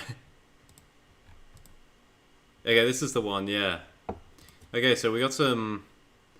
So, this kind of tells us a bit more. So, this is our Meteor Man. This is the guy I was talking about. So, he's apparently an enigmatic character. We don't know much about him, but he's I suppose, meant to play like a serious role. He might be Sauron, but we don't know. We have no idea. Probably not though, because he's got like a. We can see here that he's got like a sort of greyish, whitish beard going on there. So he's probably quite old. We have no idea who this guy is. He's a character that's been invented. I'm interested to see what role he'll play. We have Elendil. So Elendil looks really cool. He's got some really cool armor here.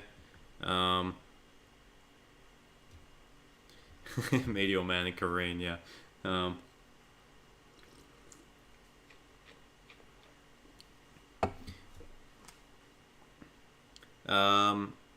But it says, yeah, but in what way? Like physical combat stuff or using Elvish? I believe it's physical combat stuff. Like I said, she's one of Galadriel's names literally means man maiden, and she's like as tall as an elf man, and is supposed to be like really physically strong as well. So, yeah, Warrior Galadriel is definitely a thing. So yeah, Elendil looks really cool, and then we have Ar-Pharazôn, who has also been cast. I don't know who is playing him exactly, but as you can see, he's got a cool costume as well. So yeah, that's some cool stuff. But I believe that's so I think that's pretty much it as far as kind of the new stuff goes.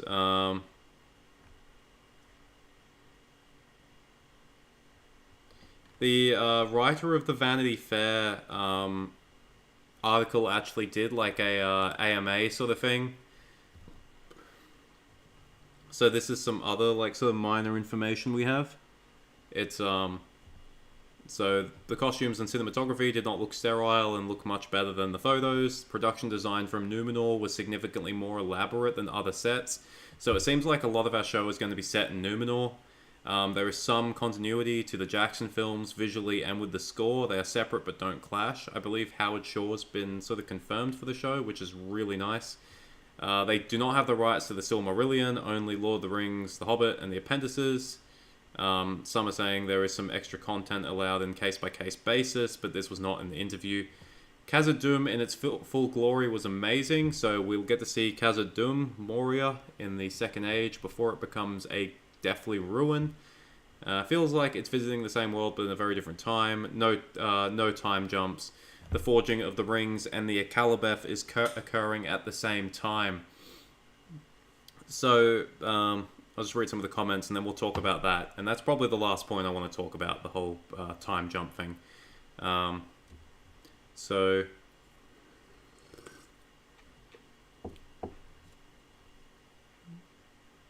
Elendil's sword has a sun on it. If this is Narsil, Sun of the Moon, and Quenya, that's pretty awesome.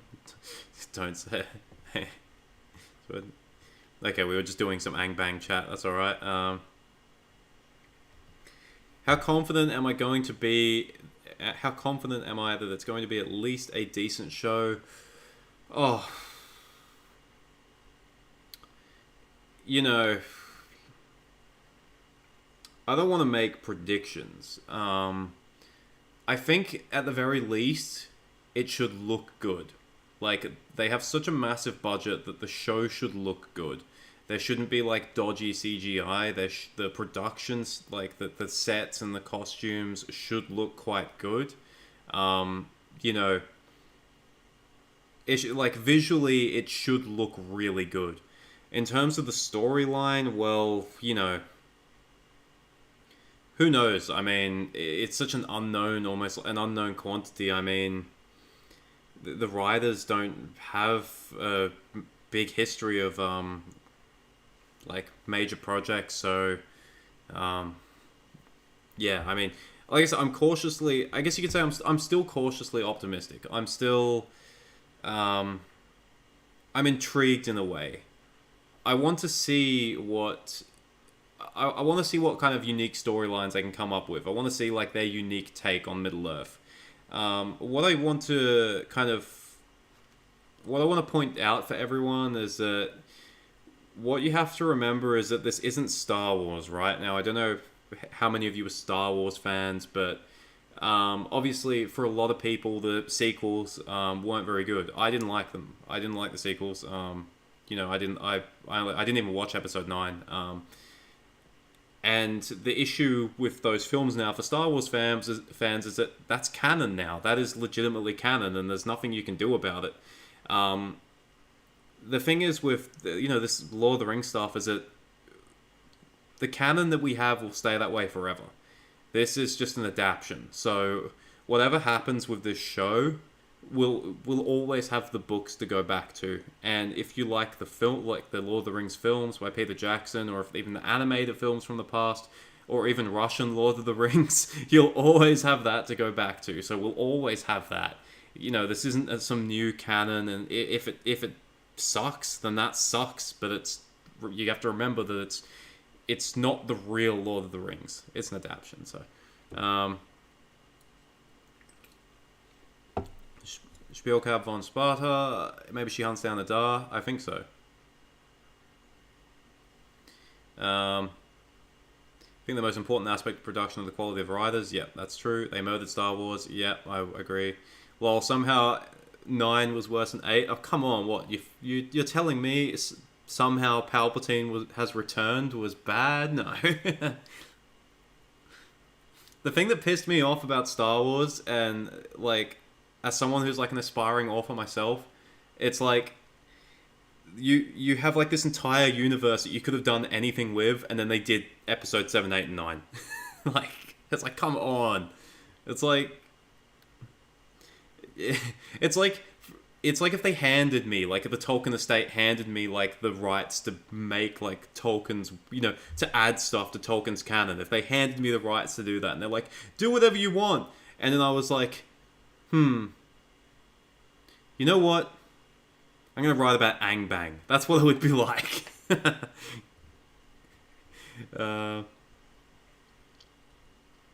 Yeah. Yeah, that's... Yeah, I write something in the 4th Age, and somehow Sauron returns. Like... Turns out Sauron was alive the entire time, and he has an army of 1 million orcs sitting below, I don't know, Minas Tirith. They were just waiting there the entire time, and no one knew anything about it.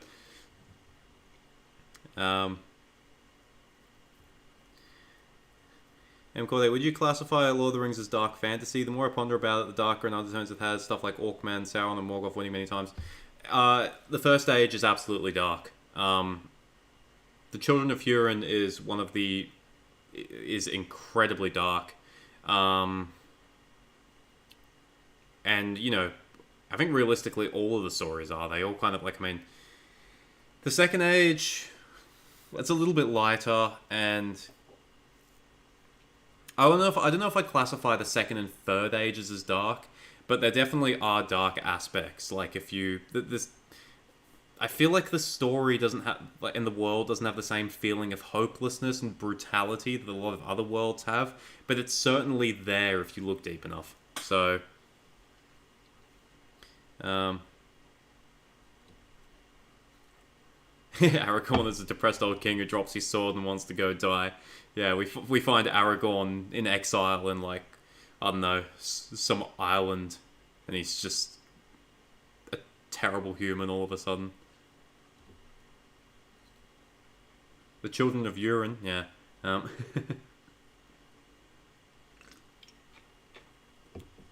Hazmadi, could the Children of Hurin be adapted into a trilogy? You know what, Hazmadi? I've thought of that exact thing. I shit you not. I've, literally thought of that, how would Children of Hurin work if you made it, 3 films? That's, if there was a Tolkien story that I would love to adapt, it would, into, film or something, it would be Children of Hurin, simply because there are so many people out there who think that Tolkien, wrote, really lighthearted stuff, because, Lord of the Rings is kind of lighthearted in a way. It had a happy ending, and only a couple of major characters die, really. There's Denethor, Boromir, and Sauron. Whereas, Children of Hurin is everyone dies, so I could just imagine, this is a work by Tolkien, it's going to have, a happy ending, people who know nothing about it, and then they go and watch it, and it's, it's as horrific as it is.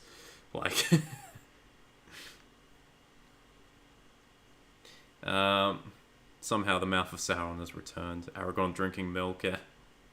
Please say it.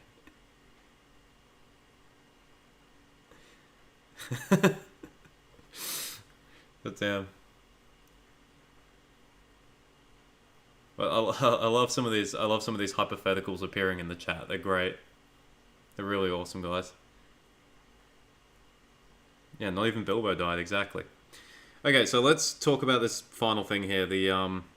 That people have been bringing up the entire time. Not Angbang. People have been bringing up the entire time the time, like how they're condensing the timeline. So the Second Age obviously it's 3,500 years long, and not much happens in most of it. You know, there's the tale of Erendis and Eldarion, which is like early Second Age. Not much happens, and then we have like the Forging of the Rings and the War of the Elves and Sauron, and then for another 1,500 years, nothing really happens, and then we have the downfall of Numenor. So with the Second Age, they faced a number of issues. Like, if you want to adapt the Second Age, there's a number of issues you kind of come up against. It's like, okay, so there's enough content in the Second Age for a TV show. The problem is that it's split like thousands of years apart. So what they could have done is they could have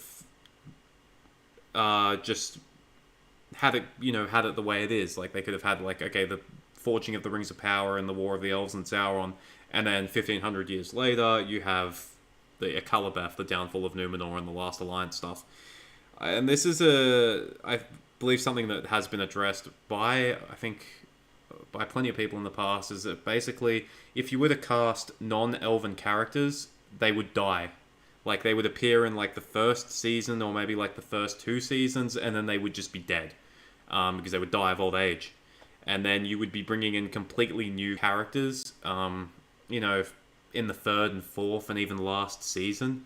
You don't have as much time to build them. You don't have as much time for the audience to feel connected to them. So there were issues with kind of not condensing the timeline. And there are issues with condensing the timeline. Obviously, one of the important things that occurs between the War of the Elves and Sauron and the downfall of Numenor is the corruption of the Númenóreans themselves. They don't go from good to evil overnight. It takes, many generations. It takes over 1,000 years. So that's something that I think in the show they're just going to address as something that happens before the show. And that the Númenóreans don't really get along with elves anymore, but they're still kind of good. I think that's going to be the case for the first season or 2, and then we're going to see the proper downfall of Numenor stuff. So I think the timeline, condensing the timeline, I feel like they kind of almost had to. It was probably the safest and easiest way to do it, and I think they can make it work, but they sort of need to address certain things as well, like almost explain certain things fairly early in the show, so. So we got any comments about that, or are we still talking about Angbang?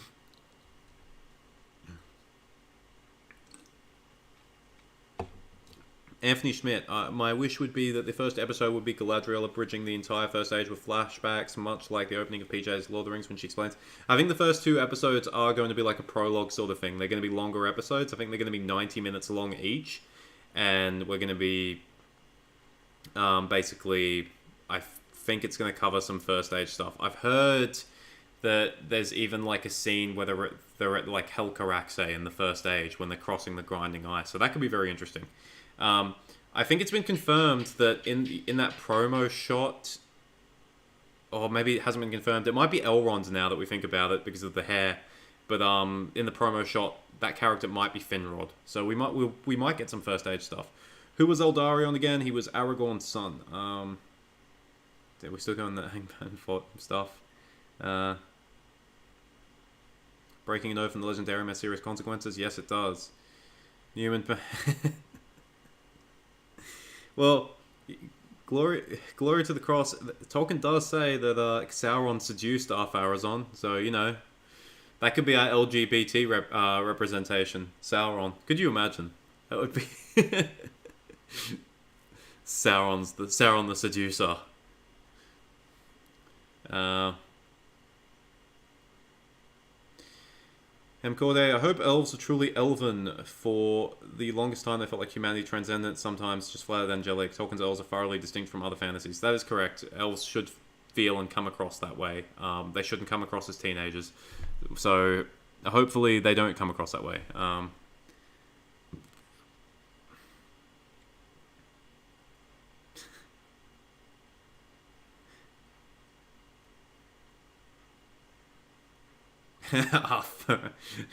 So Joe Machin has just been converted. You've been converted into the horrible realm of Tolkien fan fiction. You always imagine Sauron's fair form as female, honestly. I mean, maybe he can, like, he's a... Sauron's fair form is a twink. Oh, could you imagine? I think they did a clever thing with time compression in Vikings. If they manage to do it likewise here, it might well be good. I haven't actually seen Vikings, but isn't kind of the issue with that is like they had characters like dying of old age or something, but they still looked like really young. So they have a little bit more leeway with Numenorians and dwarves and stuff because they can live for a lot longer.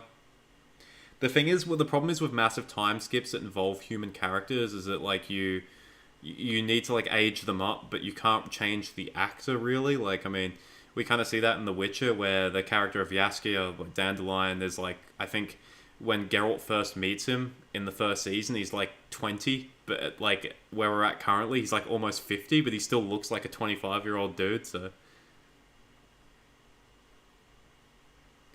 every sip of Coke is a shot of tequila. I think I would have killed my chat. I would have murdered off my entire chat if that's the case. I still got a little bit left.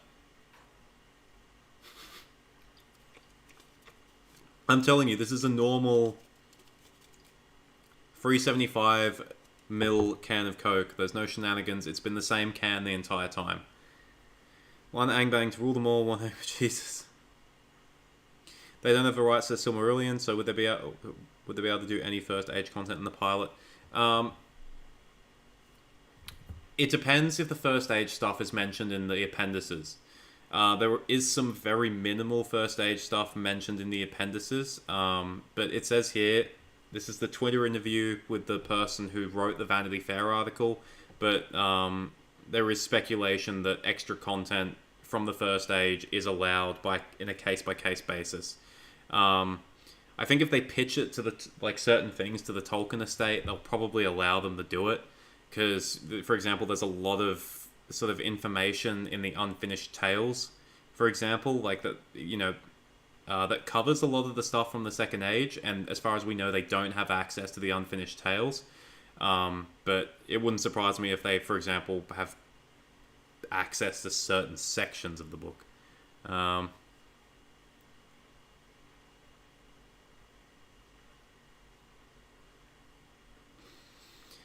Starry, you can do a show with characters dying. The Walking Dead has done it for years.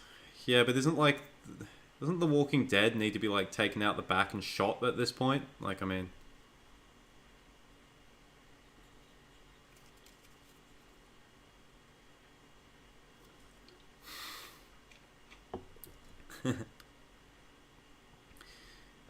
so the rights do not actually include the Calabeth. See, that's what I mean. That's kind of the issue. So I think there is some stuff that gets, once again, there is stuff that gets mentioned in the appendices. Like, you have to remember is that it's very interesting the way they approach, like, they have the rights to certain things. Like, for example, if a name is not mentioned in, like, The Lord of the Rings or The Hobbit or the appendices, then they simply cannot use it. You can actually see that in Lord of the Rings Online, where, for example, two of the Dwarven clans are introduced, the Broadbeams and the Firebeards, but they're not called that name in Lord of the Rings Online because they don't actually, those names don't appear in the books that they have the rights to. It's the same with Anatar. The name Anatar comes from the Unfinished Tales. It doesn't actually appear in the Lord of the Rings. So, they had to call like they had to change his name to Antheron. So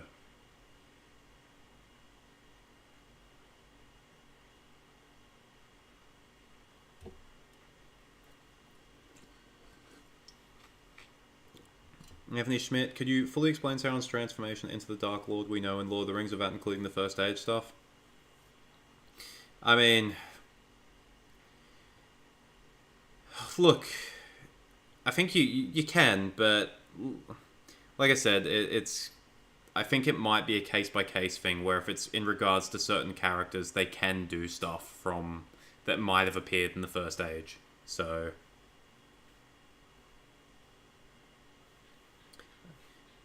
Greek Fed says, I think the anime twink Anatar from the Jackson trilogy has imprinted itself on the brain of every Tolkien fan under 40.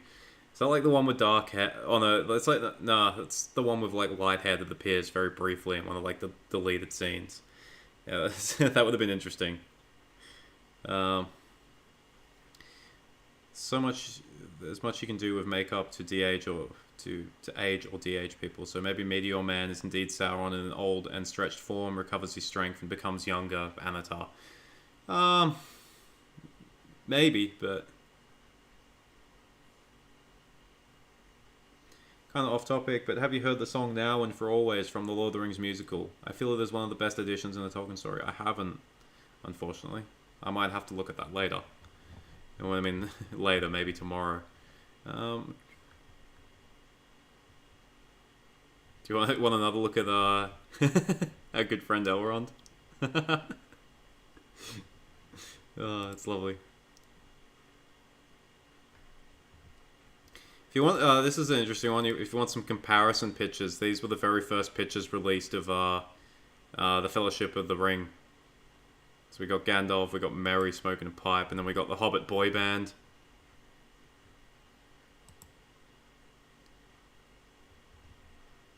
We got emo Arwen. Aragorn going, hey guys, how you doing? I mean, this in a good way, but you'd fit right in as a Gondorian soldier in The Return of the King. Yeah, completely useless. You are correct. Completely useless. I would fit in.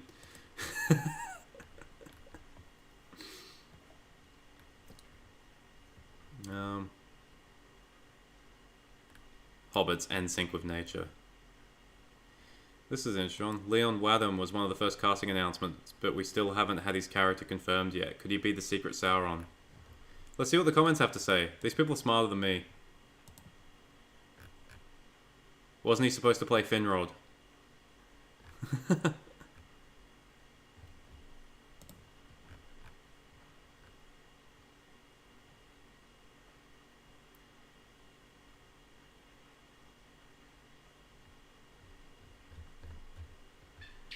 Chin can punch a metal. Hey now, you rock that Faramir look.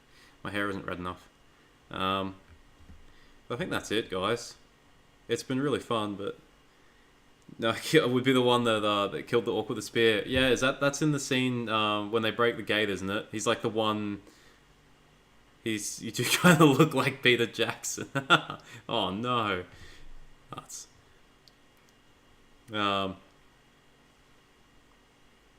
Yeah, that one Gondorian that killed that orc with a spear. I remember him. The guy that like steps out of the line with like does the stabbing when the orc's on the ground and then he gets killed.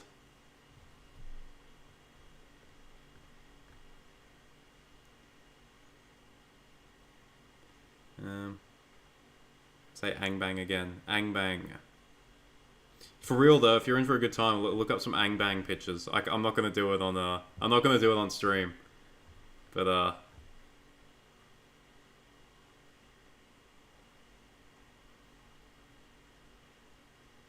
You want to see more fan films like Hunt for Gollum? Yeah, Hunt for Gollum was alright. So was that other one, Born of Hope. It's always cool having like little things like that. Tolkien's elven people didn't have pointy ears, even Jackson got it wrong. Yeah, they're called like leaf ears. That's one of the contentious things in the community, whether elves had pointy ears or not. You want to know something? You want to know something about me? All these fucking like conversations about like the biggest debates between Tolkien's like Tolkien fans. It's like, oh, did Balrogs have wings, or did like elves have pointy ears? You want to know something about those conversations? I don't give a shit. I really don't fucking care. That's such pointless things. I'm just like, man, it's like, as far as I'm concerned, like, it just doesn't matter. It's like, if someone wants to adapt Balrogs of having wings, it's like, cool, go for it, because they look cooler that way. Elves with pointy ears, I don't care. Like, as long as it's, yeah.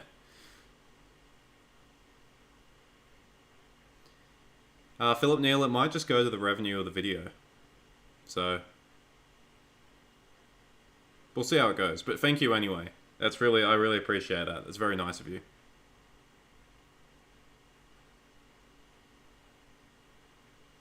Yeah, I don't really like how the elves look like this straight World of Warcraft. I like that those little things are the biggest controversies. There are far worse things to fight over. That is correct.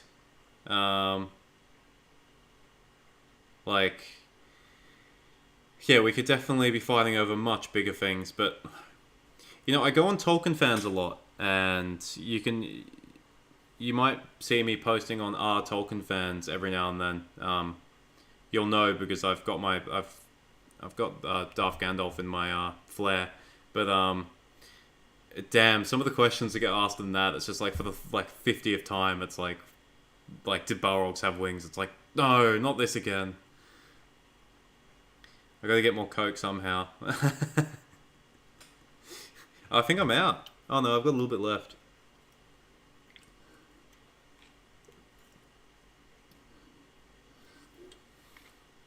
Angbang Volume 11, Balrog's Whip. Oh my god. Now we know it. Now we know why the Balrogs had the whips. Morgoth was into that shit. This is getting out of hand. We've created a monster. Created an absolute monster. Teaspoon, do you reckon that Lord of the Rings will fracture the way that Star Wars has? As in, most people just ignore the sequels and it doesn't exist as canon in their minds? I certainly won't be considering those Lord of the Rings.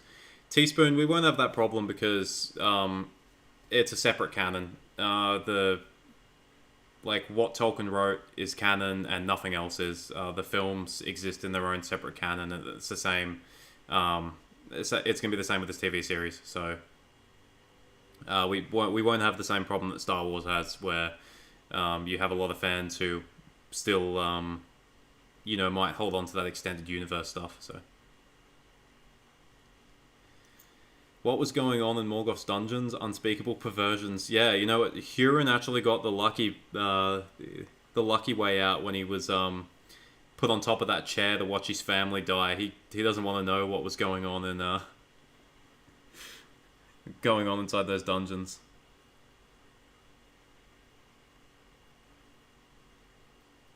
Lucas YT, yeah, but the films are good.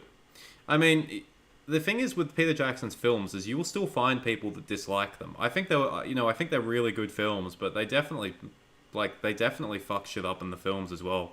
Like, I mean, a lot of people don't bring attention to it, but there are definitely some major things in the films that were just like terrible. You know. Turns out Tolkien was really into BDSM. Jesus. Oh no. He's just started spinning faster. Tolkien was a good Christian. Would he have known what BDSM is? Probably not.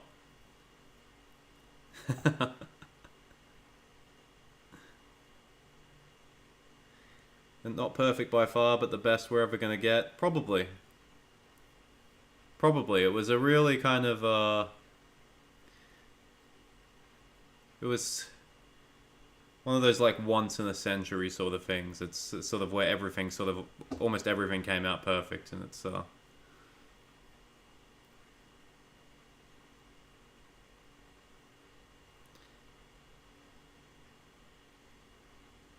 yeah, lightning in the bottle moment, exactly. Like, you're probably not gonna see. I mean, yeah. Little known fact: Tolkien was the ghostwriter for 50 Shades of Grey. Jesus, I hope not. Have you read parts of that book? It's like, ignoring the fact that it was obviously just like, it is what it is, but like, just the writing for it is just terrible. It's like it's like a 16-year-old could have written better. Glory to the cross. Correction, Tolkien was a good Christian on the outside, but behind closed doors, that's a different story. That's just... Oh, man. Yeah, we don't want to know what the Inklings got up to.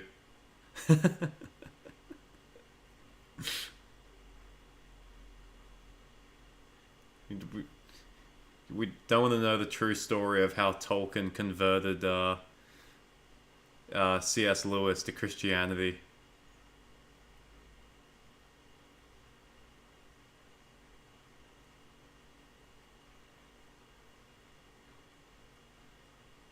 The Army of the Dead showing up at Pelennor Fields was probably the worst part of the trilogy for me. Yeah, it was pretty bad. I mean, having the Ghost Army rock up as like a fucking MacGuffin to just sort of... It kind of made the sacrifice of like Theoden and all the Rohirrim pointless and all the soldiers there, because it was like they could have just not rocked up and, you know... And the Ghost would have showed up and killed them all. Friendship is magic. Tolkien is grave. I'll try spinning. That's a good trick.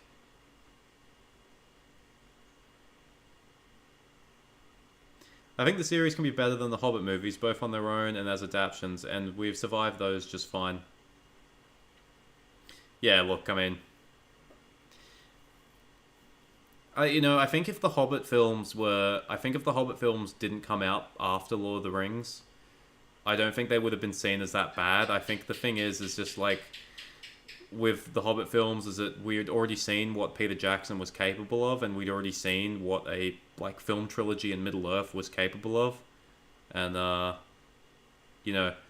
think if the Hobbit films had come out first, we wouldn't have seen them as that bad. But I'm very worried about the new show. It looks worse in cosplay. Yeah, I mean, that got brought up earlier about like the outrage marketing, and I think a lot of the outrage could be avoided if they had just like they marketed a lot of their new characters. I think if you look at this, the only actual characters we got are Elrond and Galadriel, and Elrond looks weird. We got Durin as well, but he's not really a character in the books. He's a known name, but that's it. So they marketed a bunch of their own new characters, and I think a lot of the anger could have been avoided if, for example, instead of marketing all these new characters, they maybe only marketed maybe one or two of them, and then they showed us maybe Elendil or Keller Brimble or Gil-galad, someone else that fans would be like, oh yeah, that's that character, and they look really good. So I think with the characters that they chose to shoot, they could have picked much better characters. So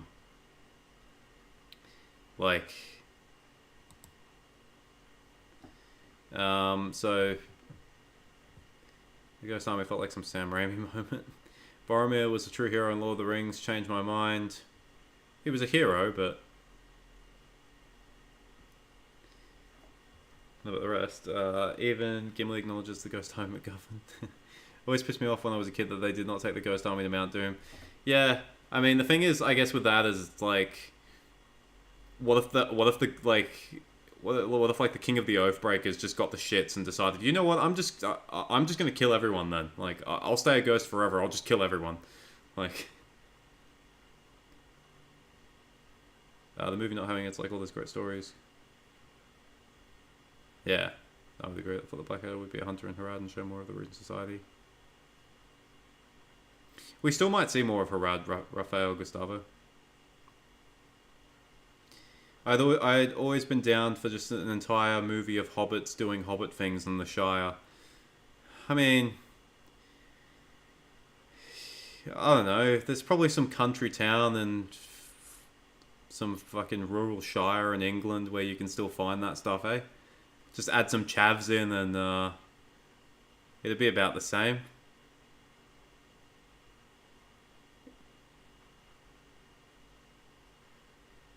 Hobbits just want to grill a Lord of the Rings story. The scenery looks hotter than Eowyn stew. Eowyn stew.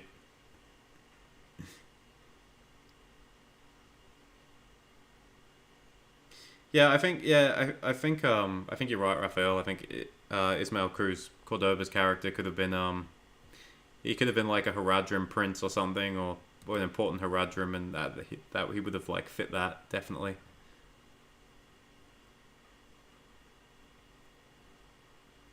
Real hero of Lord of the Rings was Gollum. Man took one for the team, keeping the ring hidden for ages. Oh, yeah, I mean, in a way, I guess. In a way, he was sort of a hero in a way. Sort of. You want to take the army of the dead to where a being known as the Necromancer hangs out? Bad idea. That is... Oh, I don't know. I don't know if Sauron could control them. I don't know if he could do that. I don't know if that's within his, like, scope. What are some other fantasy stories you like? Wow. I like... If anyone's read Raymond D. Feast's books, the Rift War saga, I've pretty much read all of his books from the beginning to the end. The earlier ones were pretty good, and then they sort of went off the rails. I've read all of the Song of Ice and Fire books, so I've been through this before because I had read all of the Song of Ice and Fire books before the show came out. So I've sort of been through this before, this whole like waiting for a show to come out and knowing the whole source material stuff. I've read the Wheel of Time series. They're very much hit and miss. I've read a couple of Brandon Sanderson series, the Mistborn one. That was pretty good. He's a good writer. He's the current like powerhouse. There's a series where there's a character named Quoth or whatever. Quoth. What's his name? Patrick Rufus. I've read those books. I think he's overrated. I don't think he's very good. His writing is very good, but his storytelling sucks.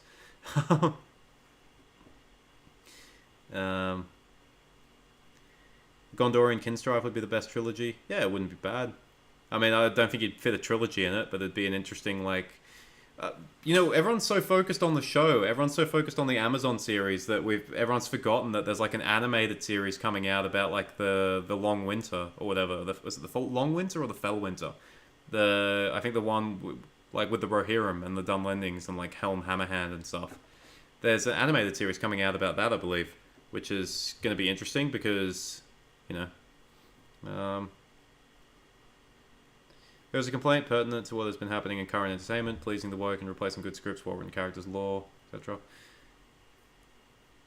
Yeah, I mean, to an extent, Raphael, but I think it also comes down to the quality of the writers. I mean, I think a recent example in the Witcher series is that, like, Yennefer, for example, is the writer's favorite, the main writer's favorite, so even though being, like, that strong independent female character who's quite important, because she's her favorite, she's making her more important at the expense of other characters. I don't think there's a woke agenda there. I think that's just poor writing. I think it's just someone who's, Stormlight Archive. Yeah, I've read the first book. I didn't get back to reading the books after that. No, I haven't read any of the Conan stories. I haven't read any of Shannara. I've read some of the Dragon Realm books. I didn't really like them. What do you think about the aesthetic of the costume we've seen so far? Personally, I didn't like it at all, but I'm not gonna... the costume stuff, I mean, this is cool, the armor's cool. This shirt, when I first saw this shirt, it kind of put me off a bit. I was like, what the hell is the deal there? But apart from that, I think all the costumes don't look so bad. I know a lot of people think they look cosplay and stuff, but I don't mind them so far. Actually, I think Ismael Cruz Cordova really does look like an elf. He really does have elven features. It's just obviously it's just the elephant in the room being he's just the wrong color, I guess. And obviously and some people were talking about the hair. How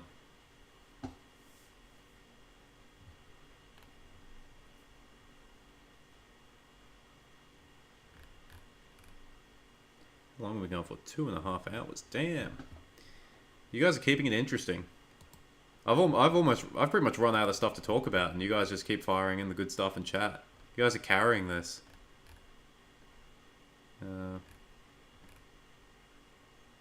Bayona's episodes are not a prologue.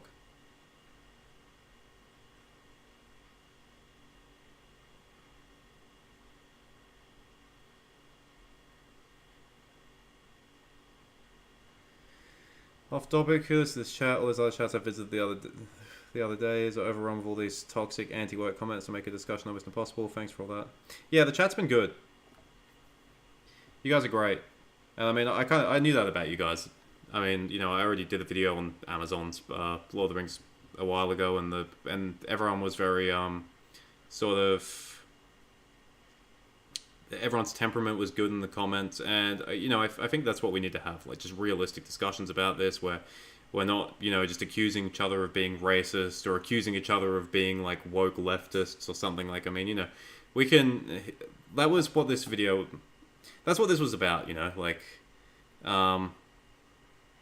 just having like just a normal discussion about it, where we kind of keep the toxicity away, we keep the name calling away, because I mean, we're all fans of it.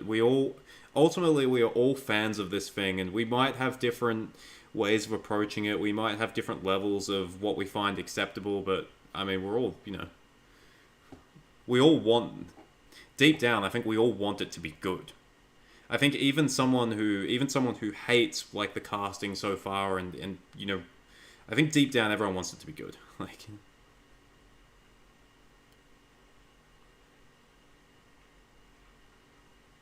fellow chattership, if you're reading this, you're a geek. Talking had to deal with stories that he liked getting bad treatment.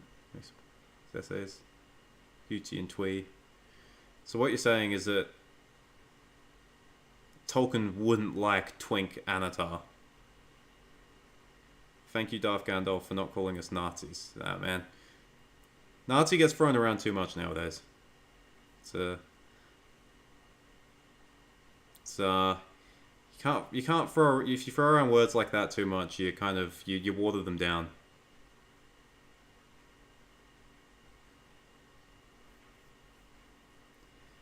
Yes, this has been a great stream, Chatter Kings. Yeah. Well, everyone give yourselves a pat on the back. I'll take a celebratory last drink of my Coke, whatever's left.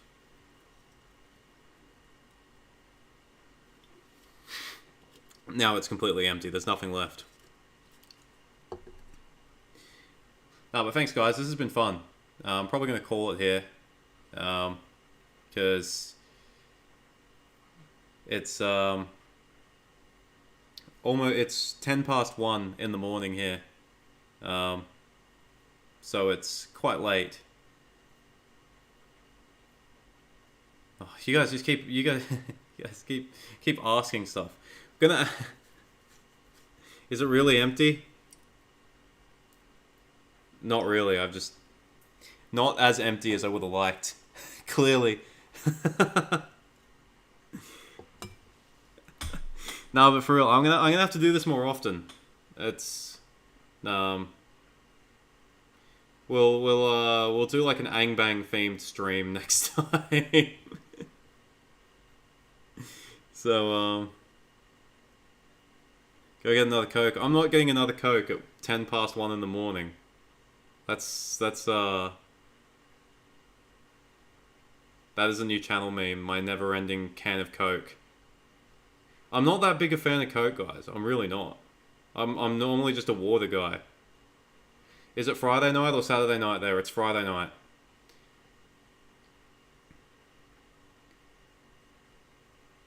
The only man alive who can stretch a can of Coke. Well, you want to know my secret? It's because I'm like, this shit's full of sugar, right? And like, when I drink it, I don't like getting it on my teeth. So, like, I take like little sips so I avoid getting it on my teeth. Because I don't know if that'll make a difference or not, but that's just the way. Yorkshire tea. No, I don't like tea. It's Friday morning in Canada. Yeah. That's the difficult thing about streaming in Australia. It's like the time zones are like so off. Like, you know, like I think when I'm when I'm streaming like sort of like late at night, it's like just early in the morning, and you know, like North America, and then it's like sort of midday like in Europe. So They got, yeah, 6:14 in the, I'm sorry, 4:14 in the Netherlands. So, like, um, the only time zone, like if I had lots of Chinese and like Japanese and Korean viewers, I'd be sweet, but I don't. I don't have many East Asian viewers, so I'm like the time zones for my subscribers. It's just that's why I got to do this stuff sort of like quite late. Like I started this at like uh, just before 11 p.m. here, so see we keep getting dragged on. I don't care. I'm not tired, so.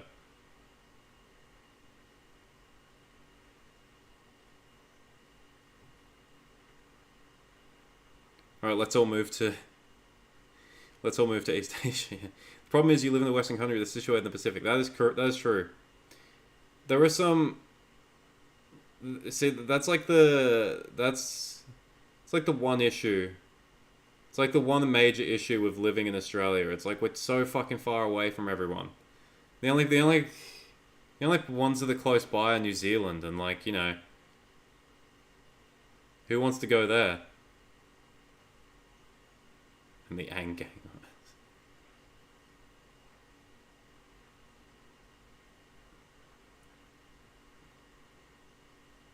Ang Gang. Is that like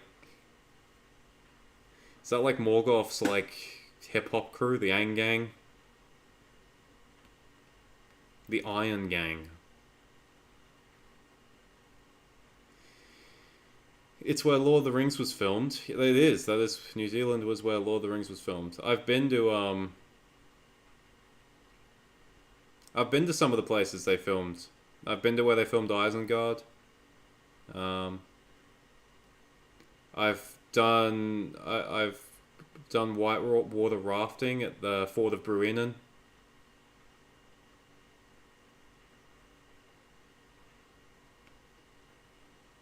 I've seen like where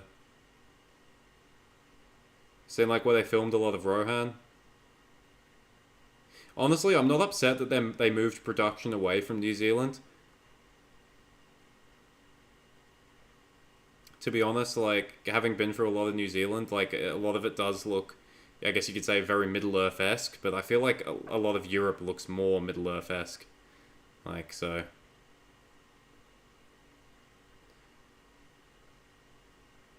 Avengers Endgame. Jesus, I've honestly ruined chat. I honestly ruined the chat tonight. Condor calls for Angbang. That's well, they almost got Angbang.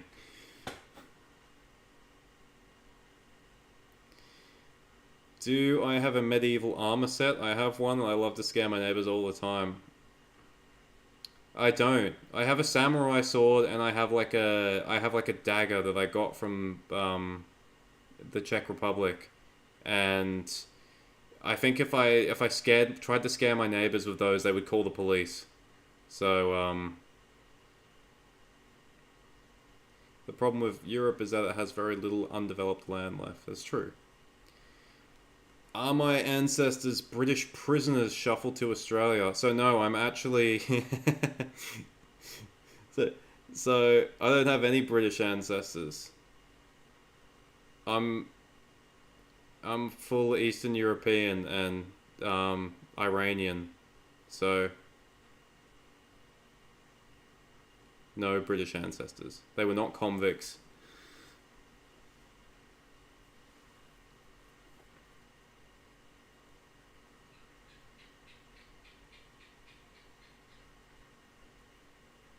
What? How?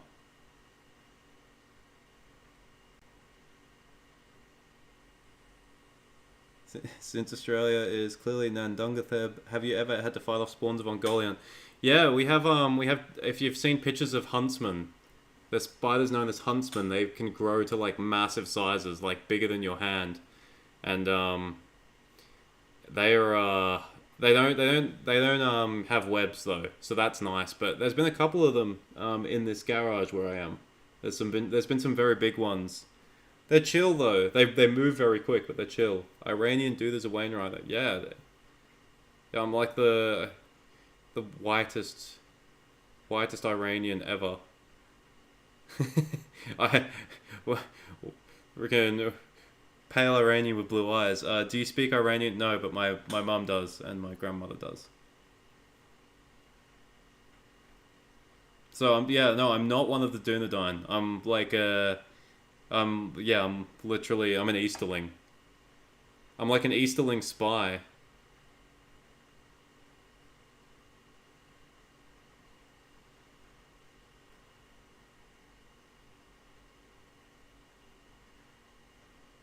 Yep, Eastern Europe as well. Balkans.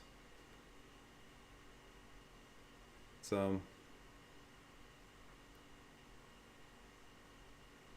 but you know, like with the whole spider stuff, man, I hate giant spiders. Some of the videos I made, like where I had to have like giant spiders in them, fuck, I hated doing that. Easterling Infiltrator, that's exactly it. Should read Malazan Book of the Fallen. It's my favorite fantasy series since Tolkien. I do have to read more. That's been a major issue for me. I don't read as much anymore. I've been wounded by Amazon, Jeff Bezos, and Angbang posting. Where shall I find peace?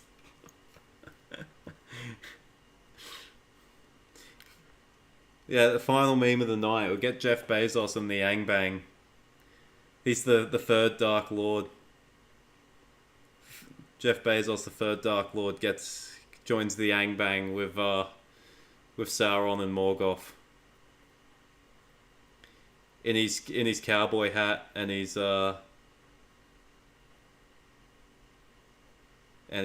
space suit. Gandalf the White. I rather our wolves and mountain lions over Aussie spiders and snakes. Oh, look, I mean,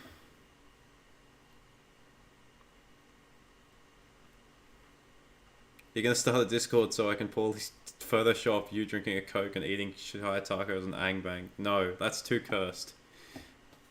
There are there are places we will not go.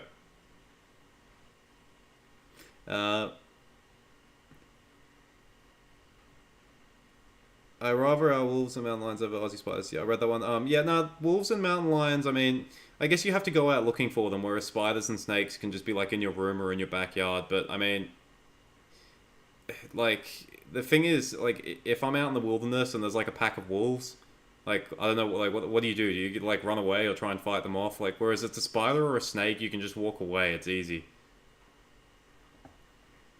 You guys would like a Discord server? Oh, maybe. I mean, I'm kind of slow on things. I need to, but thank you guys. I appreciate that you guys want there to be a bigger community. Are there any news of bringing back the Tasmanian tiger? Not that I know of. It's a big travesty, the whole Tasmanian tiger thing. I don't know. We seem but we don't. We seem hell bent on killing our animals here, not bringing them back.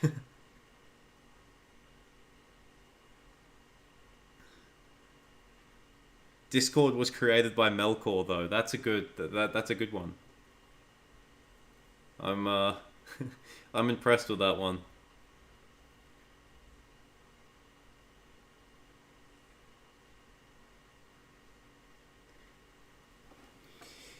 All right. I'm gonna have to pull the pin. You guys have been great. Thank you guys so much. It's been really enjoyable. It's been very fun. Gore, Yana, Azagal. What's up? You've joined at the very end of the stream. Sorry, friend. But we've had some good fun. We've covered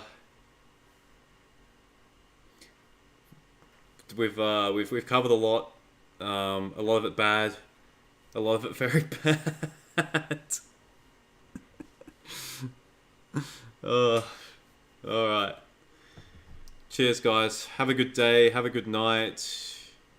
And remember, if you're ever feeling down about life, there's an Angbang waiting for you in the future. That's my sign off. I'm gonna have one in every video.